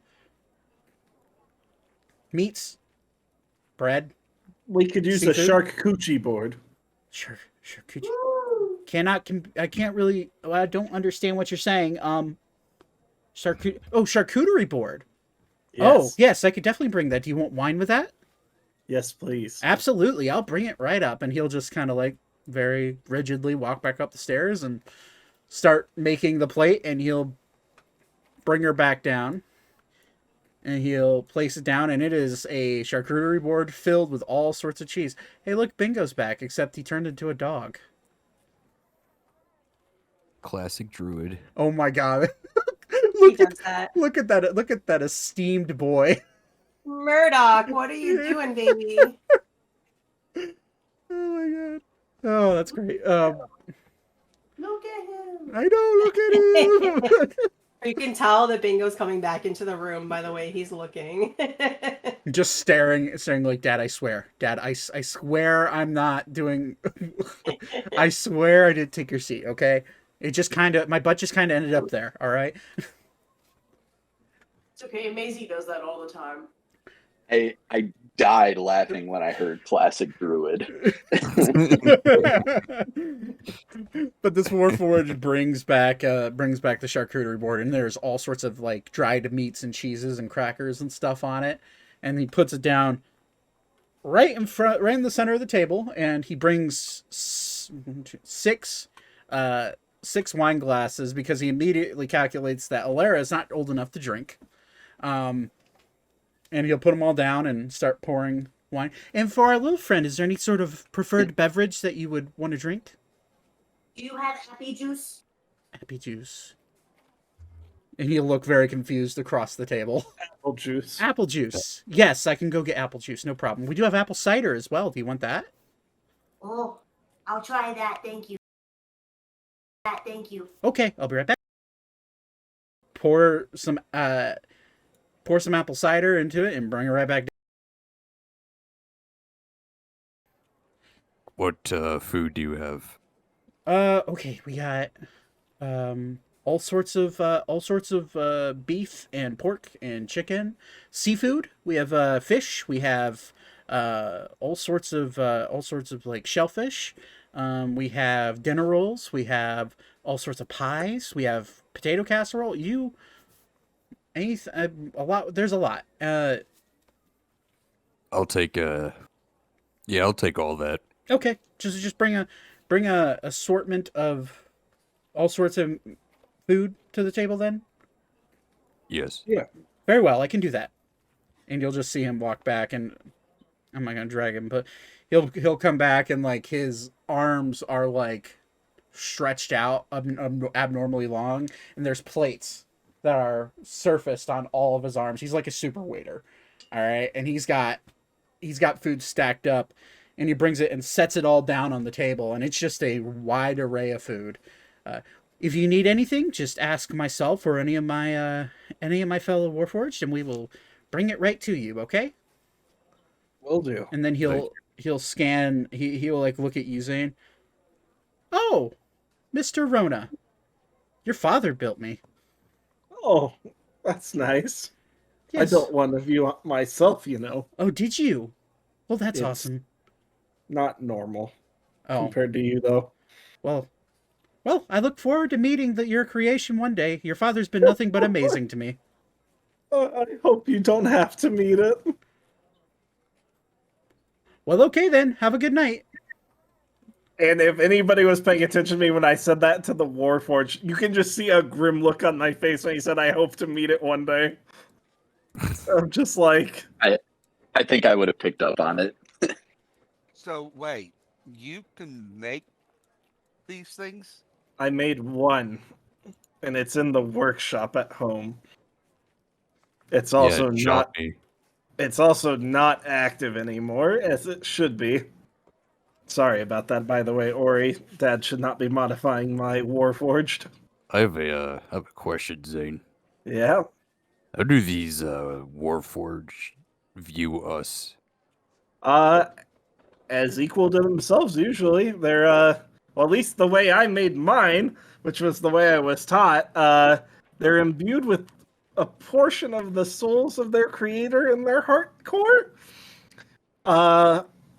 Mine doesn't activate unless the crystal you've seen me move around my armor breaks, pretty much sending an activation signal to it. And that will happen when I die.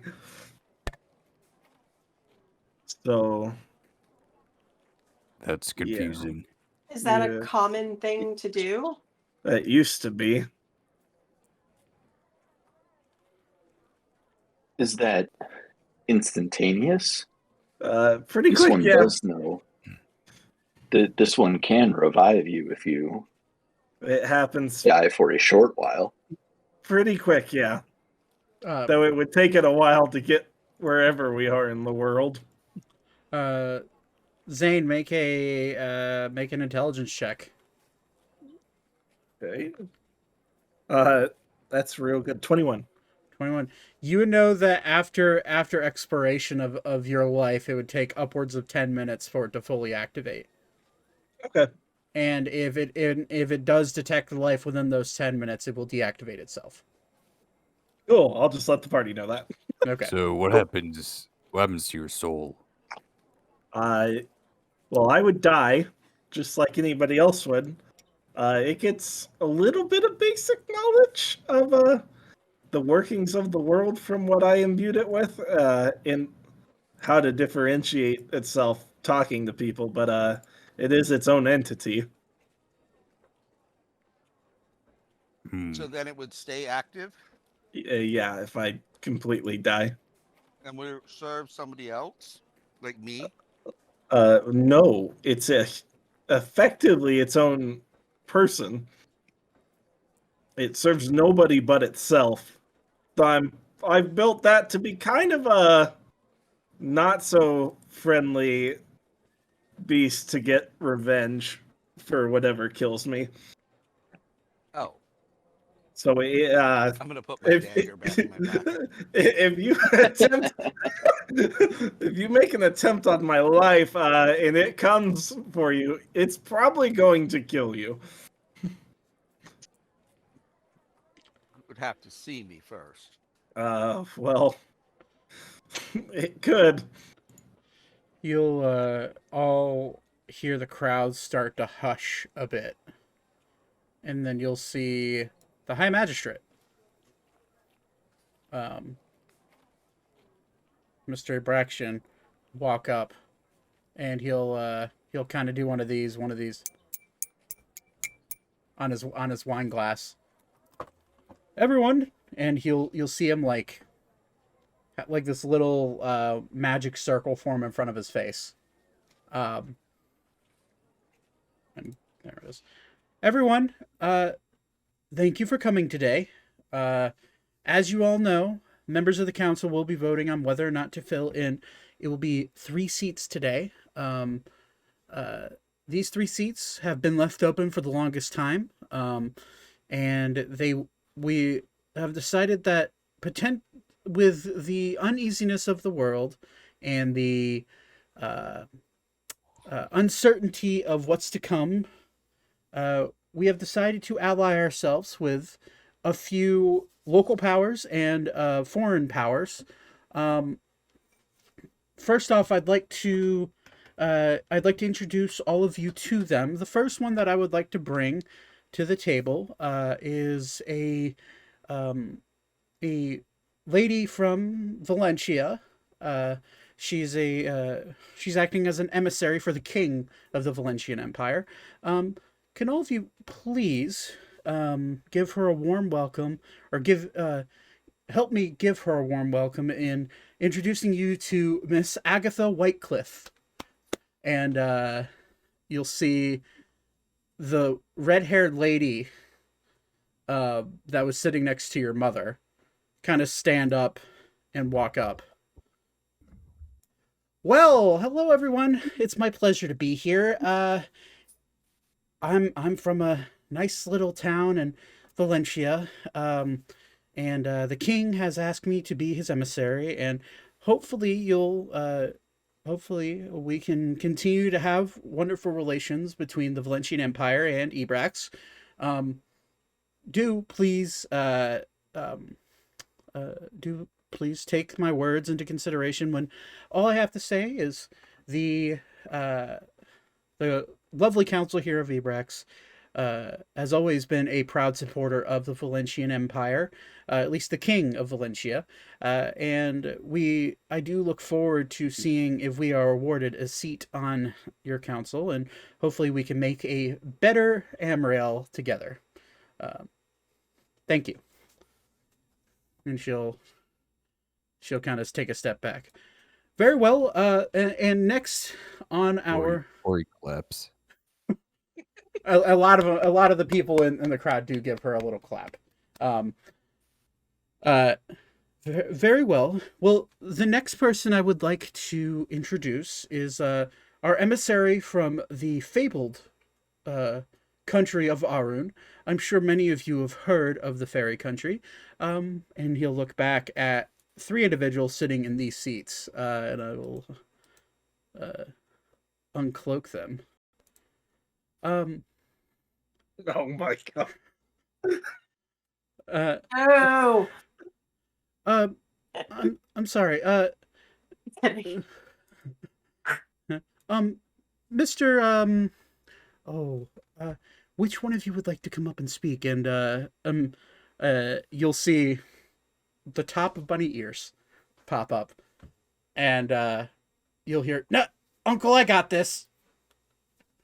And you'll see a spry young, I need to pull up his thing. You'll see a spry, a fairly large, tall, like a tall Harangon man, come striding up to the front, and it will be Elka. You will recognize him. You'll recognize him immediately as your dear, beloved older brother. I'm gonna spit my drink out. Pavin Burning Heart. He'll be like, "Everyone, I understand that some of you may have reservations about teaming up and or allying yourselves with our fair country. I do rest assured, though, on the name of my crest, of the Burning Heart family, as well as the king himself, that we will do everything in our power to ensure the survival of our nation and Ebrax working together. If any horrible event, such as the fracture, pops up again, and who knows, maybe we'll be able to maintain peace for the rest of eternity this way. I do hope you vote in confidence of us." And he will look down. And he's going to make a perception check to see if he sees Elka in the crowd. Can I make an insight check? Just yeah, of course. Because that to me felt very like, I know something you don't know type of thing. I doubt I'm going to get anything with a 12, but yeah, he seems fairly straightforward. Seems to be talking in earnest. And you do hear the crowd start to kind of talk and whisper a little bit. He rolled a 16, which, if I remember correctly, with his perception, it's a +4. So that's a dirty 20. He's gonna look down, and you're gonna see his face kind of like simultaneously light up, but also like be very confused as to why you are here, Elka. He's gonna look at you dead in the eyes and like kind of go eye wide. And he'll kind of bow and walk back around the statue and stand here. Thank you, Mr. Burning Heart. And Or he claps again. I'm gonna look at Ori and be like, "Don't clap for him." I don't know why. I just don't clap for him. No, my brother. Oh. He's got a, I gotta zoom in. That's your brother? Unfortunately. He looks evil on the little mini-map thing, like, it's when you zoom in. So I'm just gonna say, out of character. He looks cool. I like his jacket.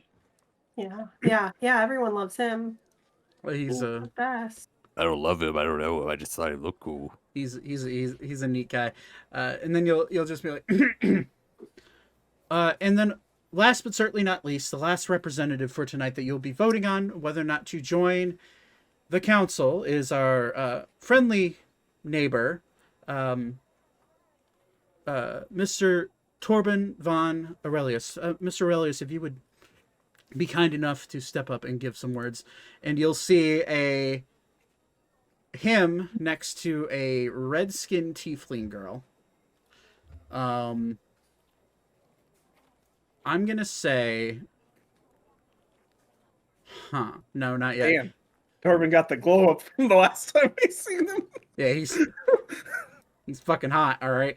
And then sitting next to the red-skinned tiefling woman is what looks to be a lady with really tangled red hair, but she's in a nice green dress, and she has a dragonfly sitting on her shoulder.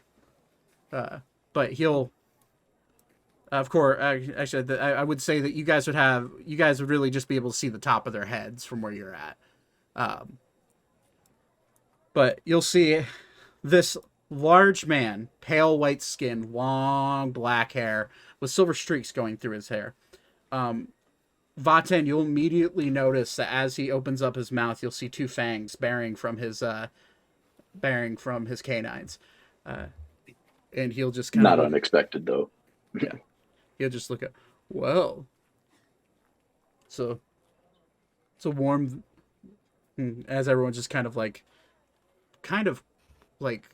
murmuring to themselves. Well, that's a warm reception, if I do say so myself. Hello, everyone. As most of you probably know, my name is Torben von... Well, you really don't need to know my full name, but Torben for short. Today I come hoping that the misconceived rumors about myself and my island are all false. I mean no harm to this sovereign nation, nor do I mean any harm to any of you here tonight. That being said, my island has been protecting the shores of Ebrax for a millennia now. And I plan to continue to allow that for eternity, if you would have me on the council. Mr. Abraxan, if you don't mind,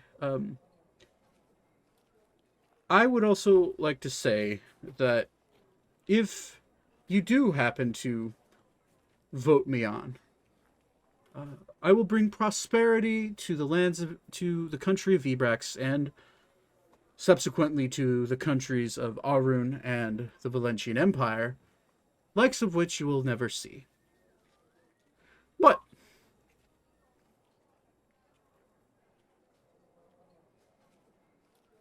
well, that is all I have to say. If you do not trust me, I understand. I do have a reputation, but I do implore you to, at the very least, have an open mind when you cast your votes tonight.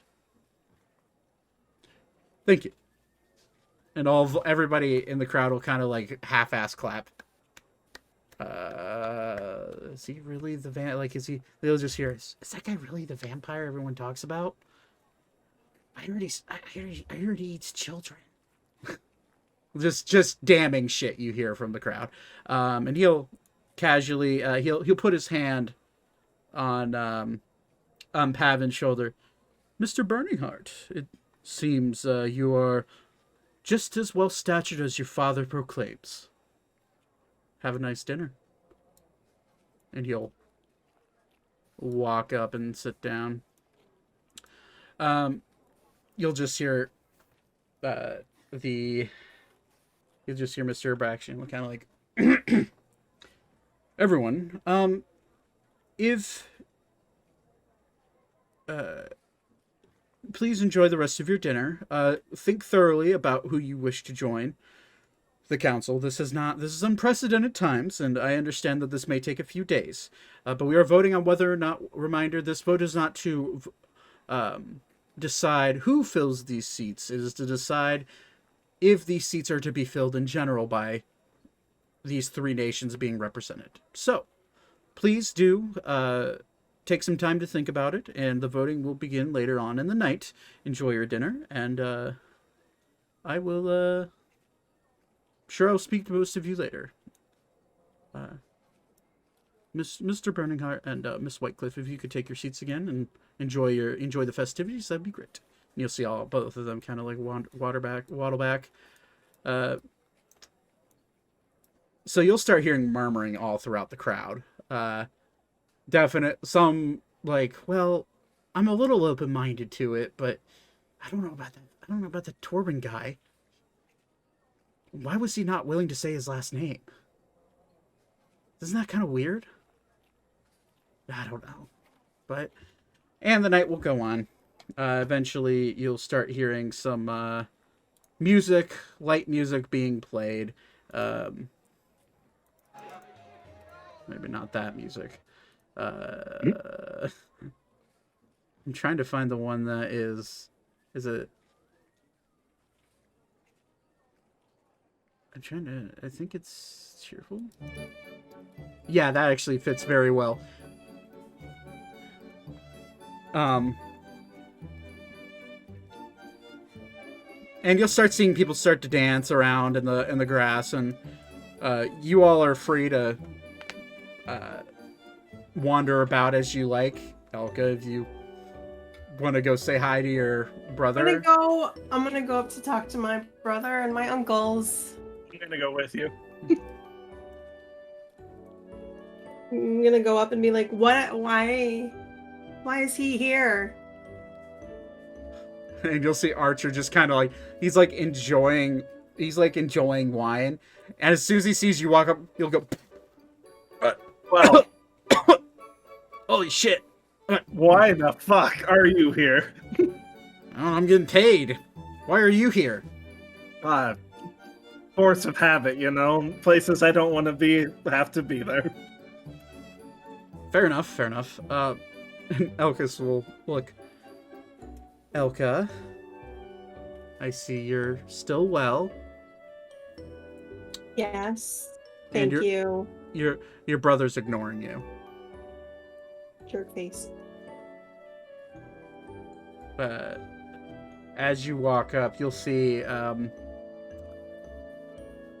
you're going to, both you and Zane and Elka, you're immediately going to get a message from Elkis. And in the message he'll say, "You guys see that red skin tiefling? Yeah. Yeah. We know her. But she's supposed to be dead." Oh. That's not good. Yeah. Not good is... Who is she?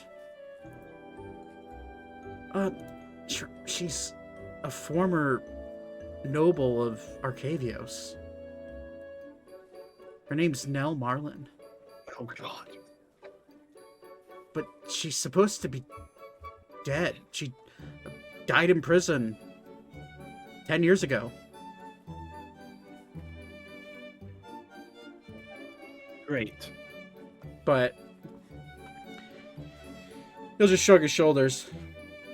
And then he'll do sending again. And look at both of you. This vampire's bad news. And also... We're aware. He's also the one that my dear husband decided to release on the world. So, it's a little weird. You're telling me I have to give him a box of some thing for him. You took a job to go... From Leon? God damn it, that stupid fairy. Alright. Well, whatever. And he'll send another... He'll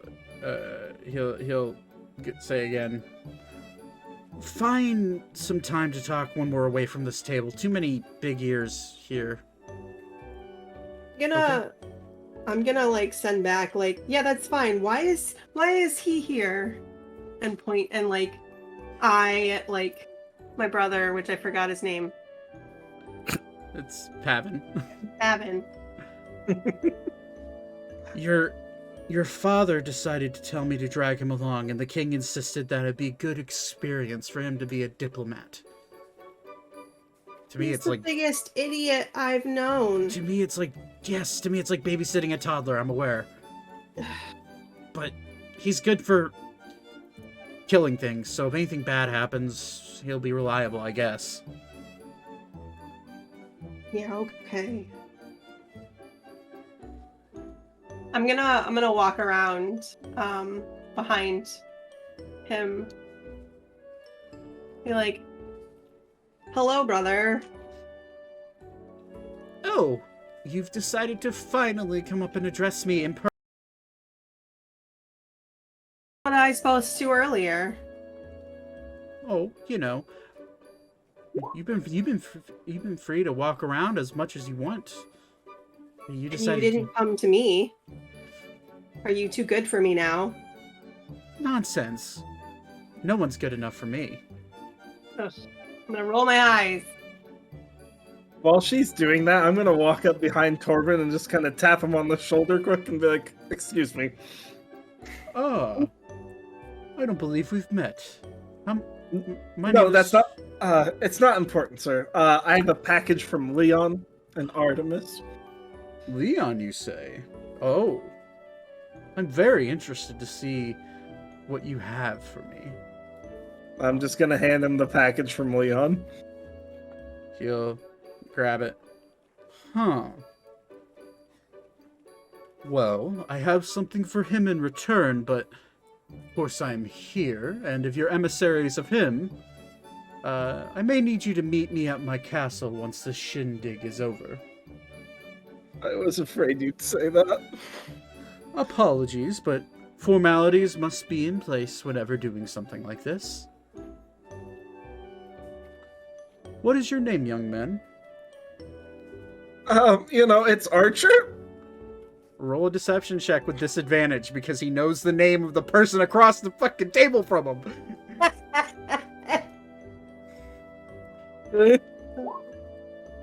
9. I mean, it's not like people don't have the same name. That's right. He'll look you up and down.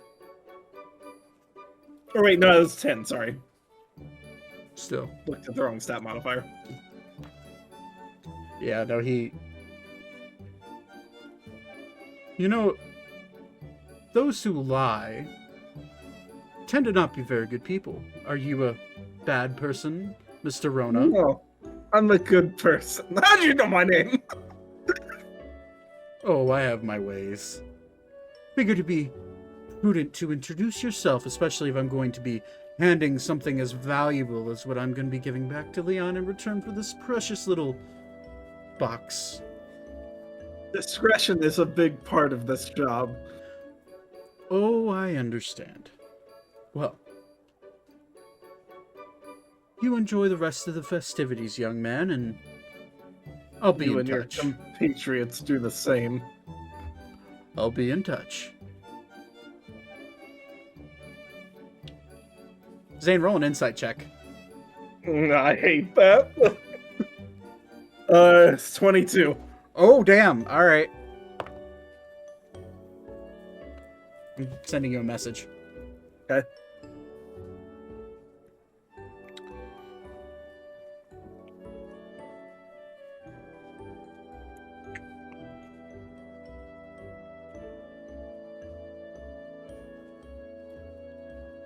Zach, I'd like to do something really, really stupid.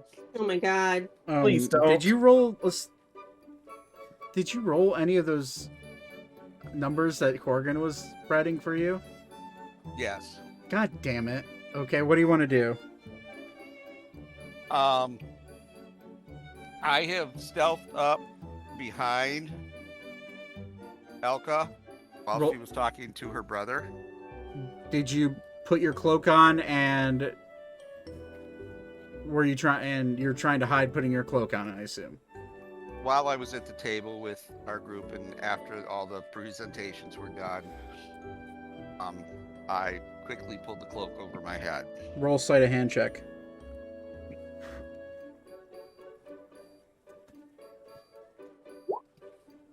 15. Okay.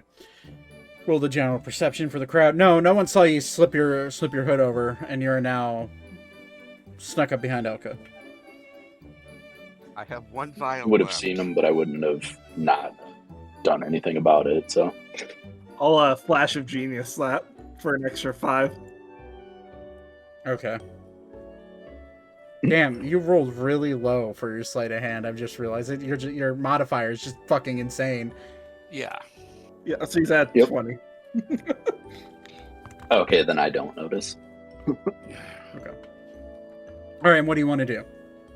I have one vial left, Oh no.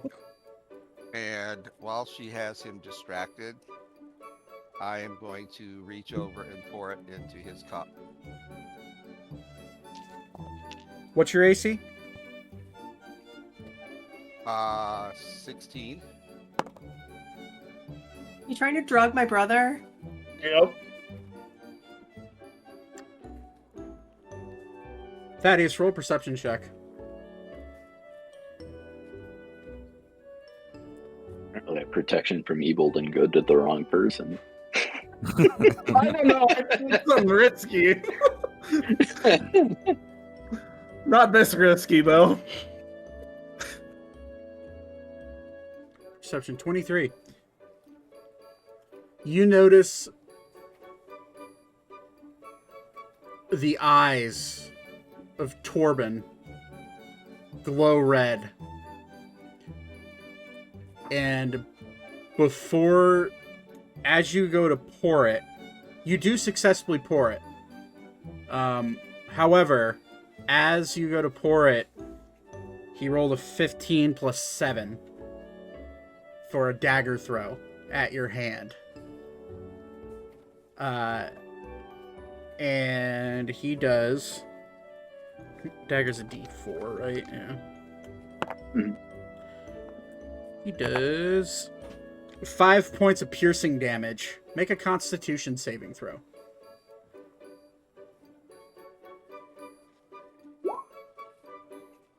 I'm going to use Uncanny Dodge. Okay, so you have that's halving the damage, right? That's how that works? Yep. Okay. So you take 3 points of piercing damage as you are able to get your hand, and it grazes your hand and actually hits the cup, the top of the wine glass, and immediately Torben will look right in your direction. Mr. Burning Heart, do you mind if I... Sorry, my hand slipped. That was not intentional. May I have my knife back? He's gonna roll a deception check. It's a 19 plus 11, so it's a 30. Your brother... yeah, sure. No problem, man. And he's going to grab the drink. And look right at you, Thaddeus. Ready to take a walk on the wild side? He's gonna drink.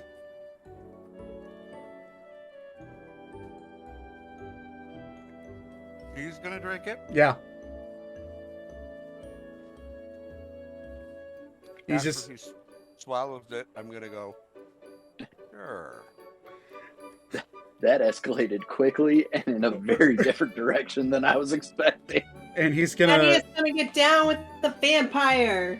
He's gonna walk up, whisper something in this woman's ear. He needs to roll a stealth check. Everyone make a I'll say Elka, Thaddeus, and Zane roll a perception check. Can I roll one? I'm right here. Oh yeah, roll a perception check. It's a very high DC. I failed mine 12. 21. I got 23. Not 20, but you know, perception super low. Oh. 23. Elka and Ori, you both see him lean in to whisper something in her ear, but you do not hear what he whispers. And he's gonna walk up and walk past you, Ori. Kind of just like put his hand on this girl's shoulder on the end of the table. Walk around. Hello, Mr. Rona. And he's gonna walk up. He's going to take off the hood, Thaddeus. And he'll put his finger underneath your chin. Why are you rewarding him? Oh. You'll see him lick his teeth. You're coming with me. And he'll lead you away. And then you're gonna hear the voice in your head. Child, my things of that matter have no effect on my brain, but you looked fun. Follow me.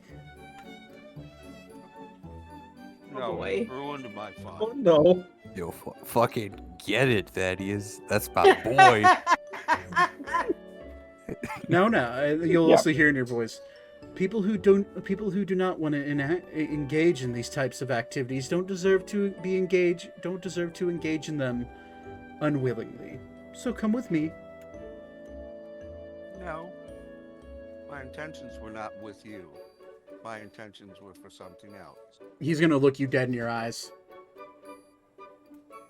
You will come with me. No, Oh. no, I won't. Roll a Are you wisdom save. willing to kill me in front of everyone here? Roll a wisdom saving throw. Oh my god. Yep. Protection from evil done good to the wrong person. Fuck. I feel like we all should have known, but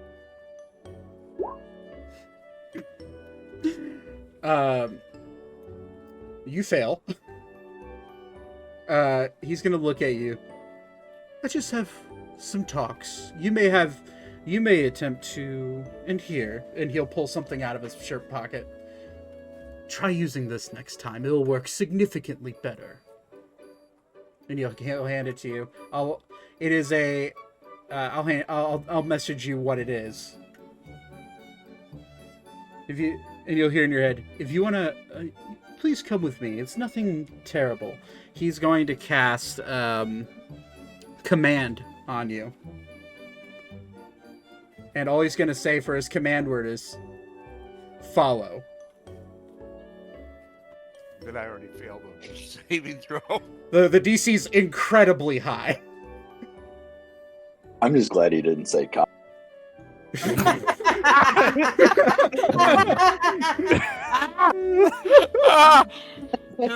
Does Ori's axe come flying out of his hand? And... No, it's Ori changed the command word when he left, but I was gonna say Thaddeus just got a new pair of pants. Like, come on. Oh, so he's gonna need a second pair. You see Torben leading Thaddeus off. Do any of you try to stop him?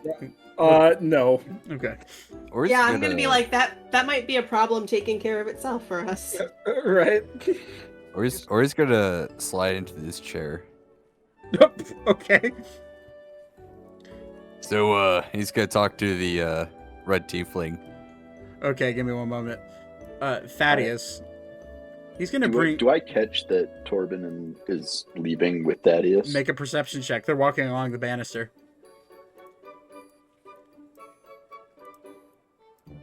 Please just don't ruin my new clothes. No, you do not notice. Oh boy. I do not. Alrighty.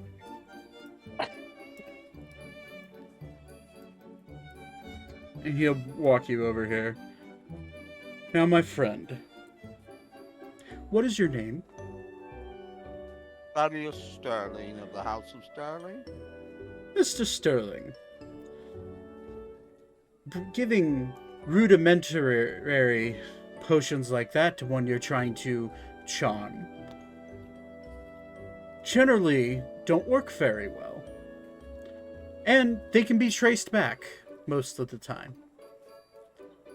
With the one I handed you, it's non-traceable, and it's much harder to resist. Now, I'm willing to let you keep that if you do me a tiny little favor. And what is this favor, you ask? Oh, just a meager donation of your time and energy.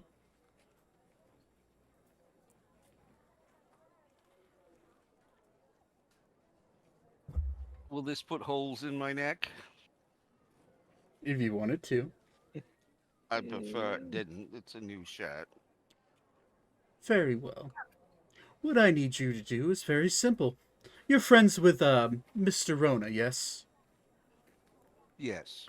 I figured you were sitting together earlier. I'm a guest of the House of Rona. And I will honor you as such.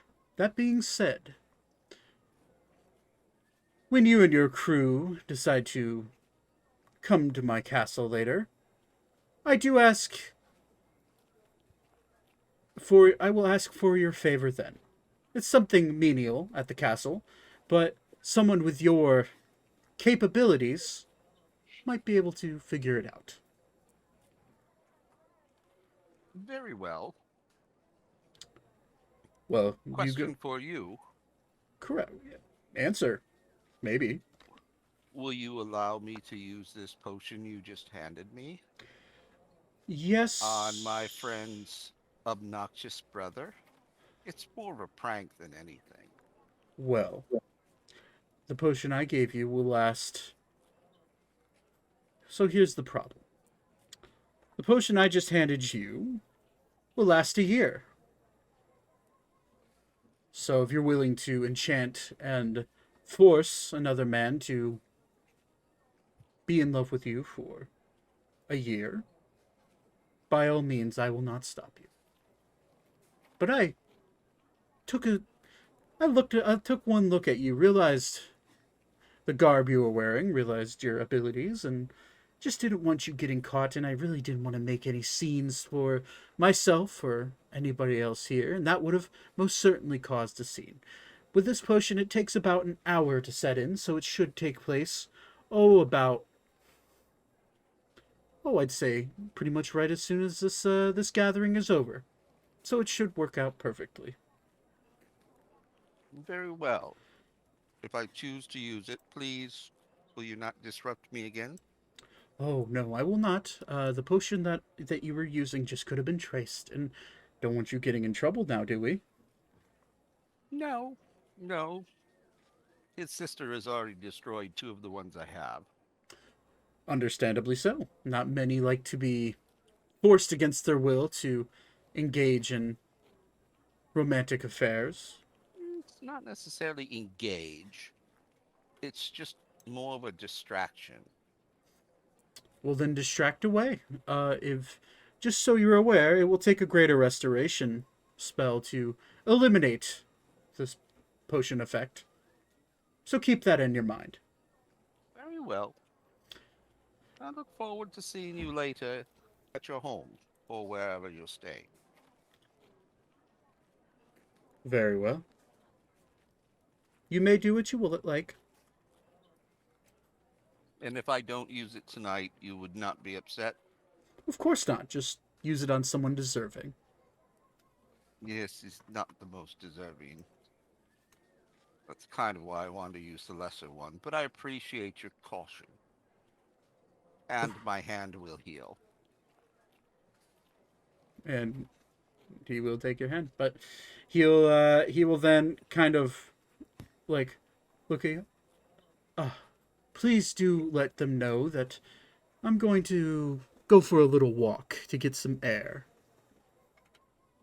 I will do that. Have a wonderful rest of your night, Mr. Starling. Which one specifically should I notify? Oh, the Mr. Arthur, the High Magistrate. He'll know what's going on. I'm just going for a nice little walk. Very well. The pleasure is all mine. Absolutely. And you'll see him walk away. You go to turn around and look back, and he's no longer there. But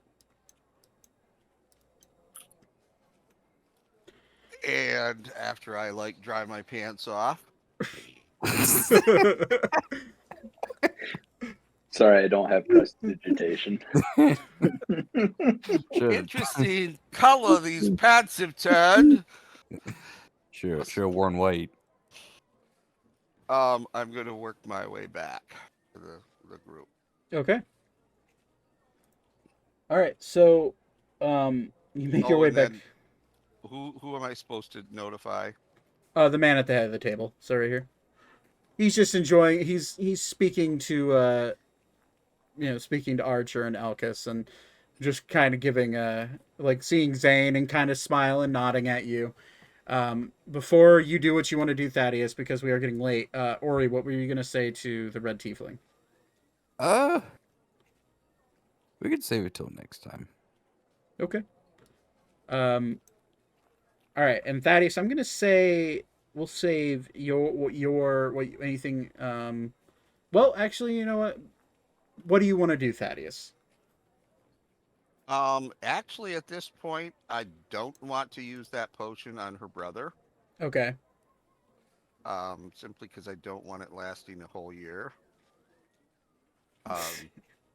It was more to irritate him than anything and make her laugh. Oh yeah, no. Well, it would have done more than just make her laugh. Let's just put it that way. Maybe have made Elka also look at him in disgust because just it would have been it. Anyways, all right. Well, you'll see. You'll just see kind of to engage in conversation with this red tiefling.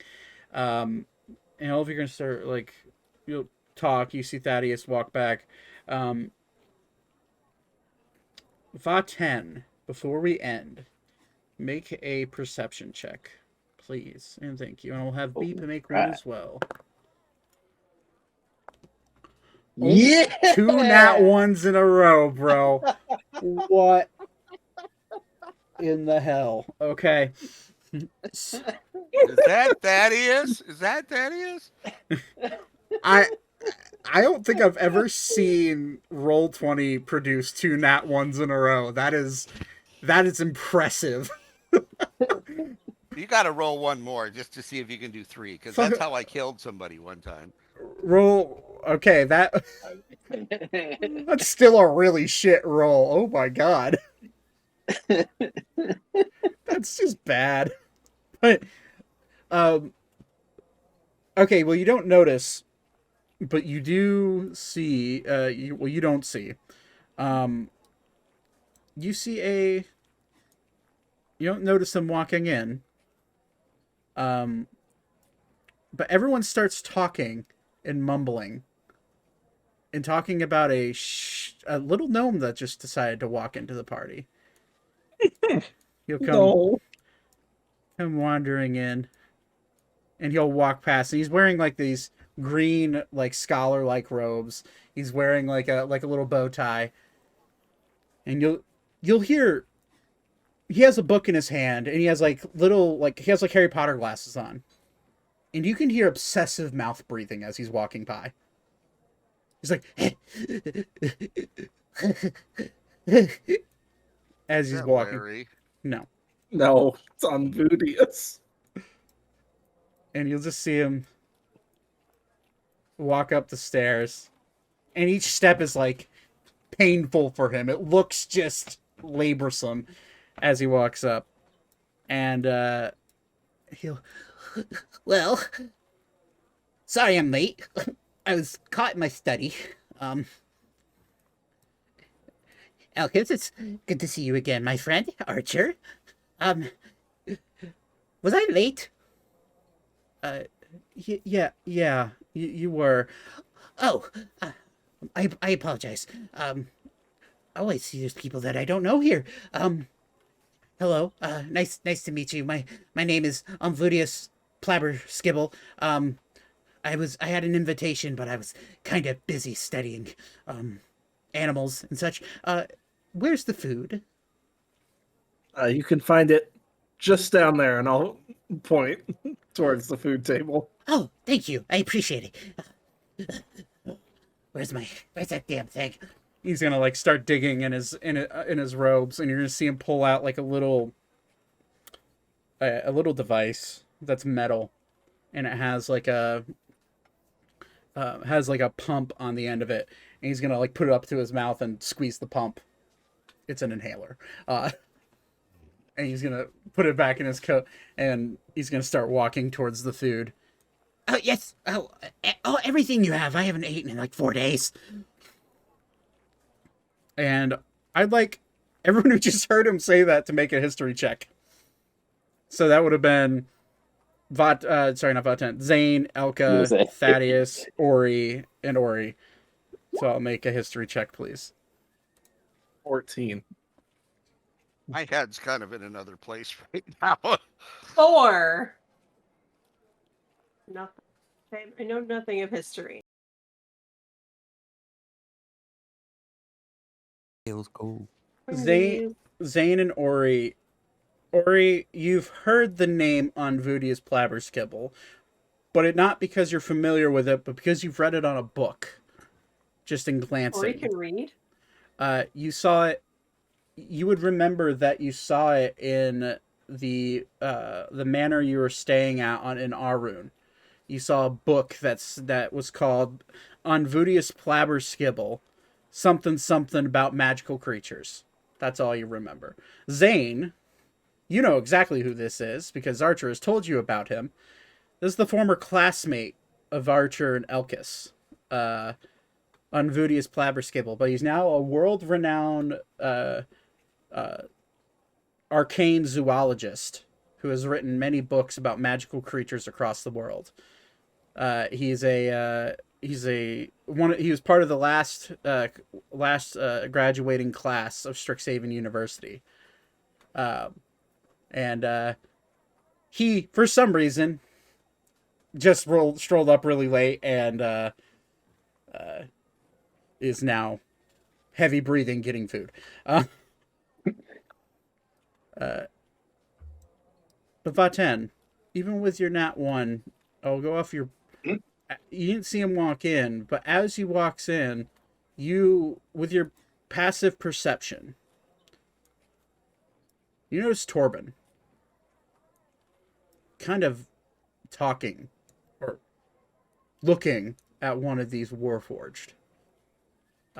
Wait, say again, I missed. Torben, the vampire. Okay. You notice him kind of like over there, like kind of like conversing with one of the Warforged. And you'll see the Warforged kind of like acknowledge what he's saying. And I'm gonna need you to make another perception check. All right, here we go. Here we go. Here we go. There's the crazy high perception I'm looking for. 27. You can see him. You see him put his hand on the Warforge, and you see his nails dig into the metal. Into the metal. And where his hand is on the center of the chest, where you have recently learned that there's experimental cores that are used in these Warforged. And it's known as the heart core, and he puts his hand right on that heart core. And then I'm going to casually just starts walking. I'm going to kind of drunkenly stumble and try to make my way to the other one. Okay, so you're going to try to meet him at the other one? Yeah. Okay, as he walks up. Oh, my. Hello. Pardon this one. This one feels unwell. This one does not normally imbibe. Oh, well then, my friend, it might be best for you to drink some water. Yes, large one, large entity, large. Where could you take me to gather some water, and I'll kind of lean on it.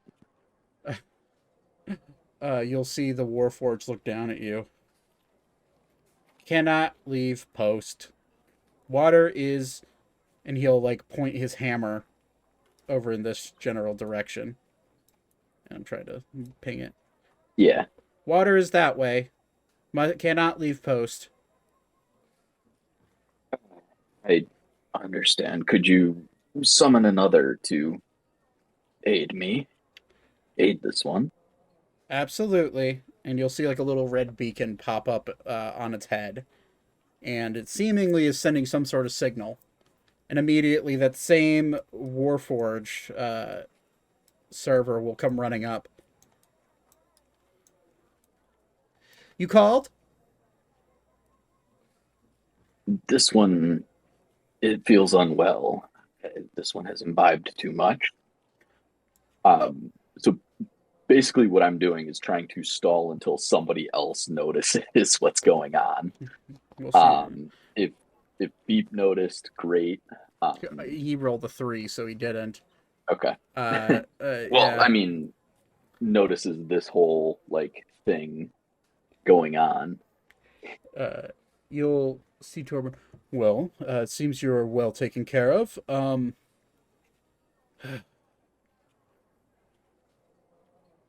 Fuck it. Vaten, roll wisdom saving throw. Yep. I knew something like that was coming. 21. You know, I have a feeling that wasn't good enough.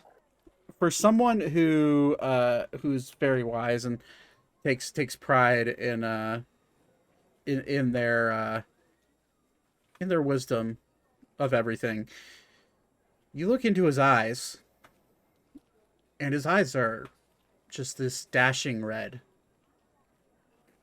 And he's casting command on you. Figured. Yep. And the Warforge, he also casts it on the Warforge. The Warforge rolled a 2 minus 2, so 0. Excellent. He's gonna look at both of you away. And both of you will feel prompted to walk away from him. Yep. And there's not much I can do about that. And here's the thing with command. Your mind, how the spell works is that it inflicts your body and your mind into the point where things that you're doing are auditory or automatic, but your brain knows that you shouldn't be doing that thing. So as you're walking away, you can just feel this like immediate sense of fuck, shit, god damn it. Like, because he immediately will walk up and put his hand on the heart core of this one. And then just very calmly walk back past you and give you a smile and a nod with his teeth baring. And then just I will walk on by. Take long enough to get make it look like I'm getting a drink of water. I will grab the Warforged next to me, and I will say, Malleus Rona, bring him now.